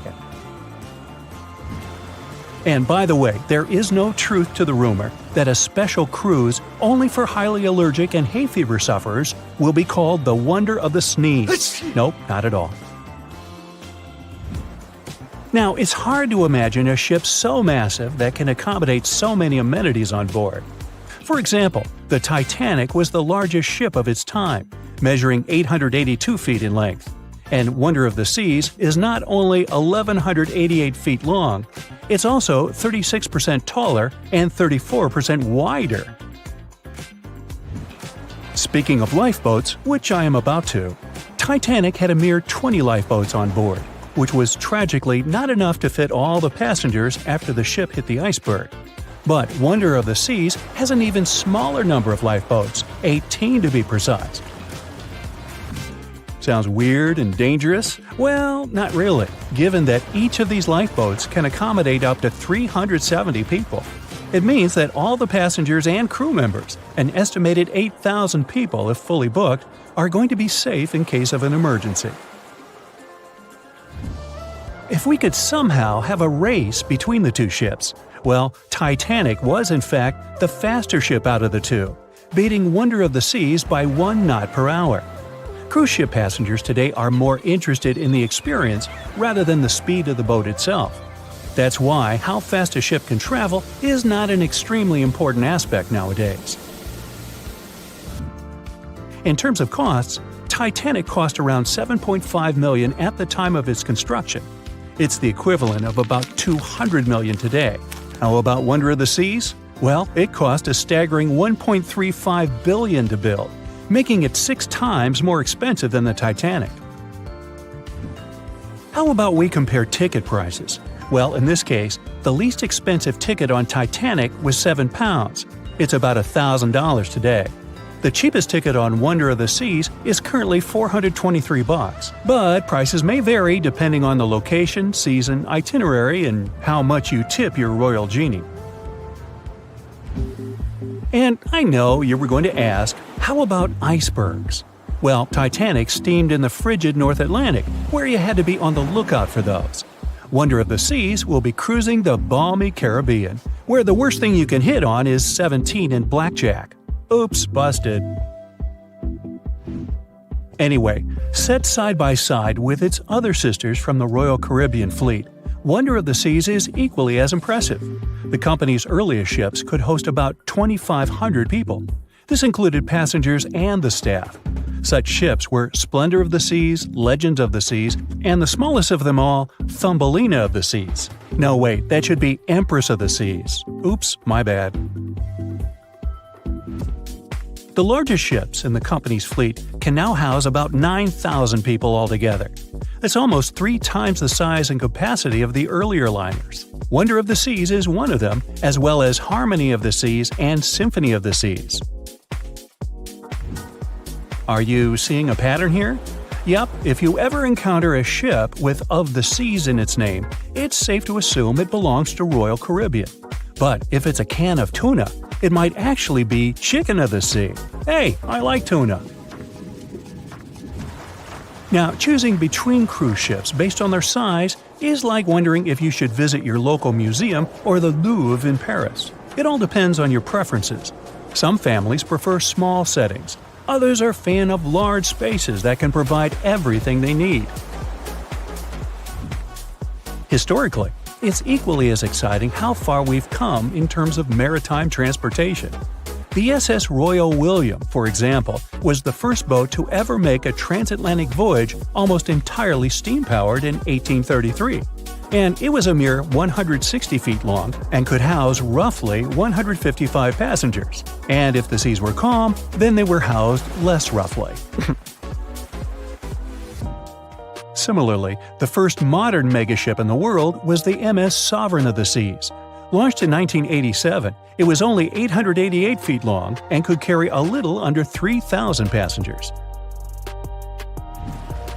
Size and capacity are not the single improvements added to newer cruise ships out there. Recent technological developments in artificial intelligence and facial recognition have allowed cruise operators to ensure faster, smoother boarding for passengers. If, in the past, it took from 60 to 90 minutes for all passengers to board a ship, nowadays, cruise ship operators manage to get people comfortably settled in less than 15 minutes. Now, I'm sure you're already eager to book a ticket, but let's look into some of the more interesting activities you can try on board Wonder of the Seas. This way, you'll know what you're getting yourself into. All Royal Caribbean ships have loads of artworks available for their guests to enjoy. But Wonder of the Seas goes above and beyond, even featuring statues of astronauts in key locations around the ship. You'll find the first astronaut looking through the glass at the promenade, while a second one is busy rock climbing at the boardwalk. The third and last astronaut is more of a movie fan. This statue can be found near the movie screen sitting area. Going astronaut sightseeing is proving to be quite the experience among guests. In the areas with no access to sunlight, Wonder of the Seas features virtual balconies. In case of bad weather, guests can still have a feeling of the outdoors, but without having to hide from wind or rain. Teenagers have a place of their own reserved on the ship.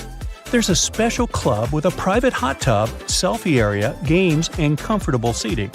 The inside part of this club features a vending machine, an interesting collection of literature, and tables for foosball. Well, sign me up.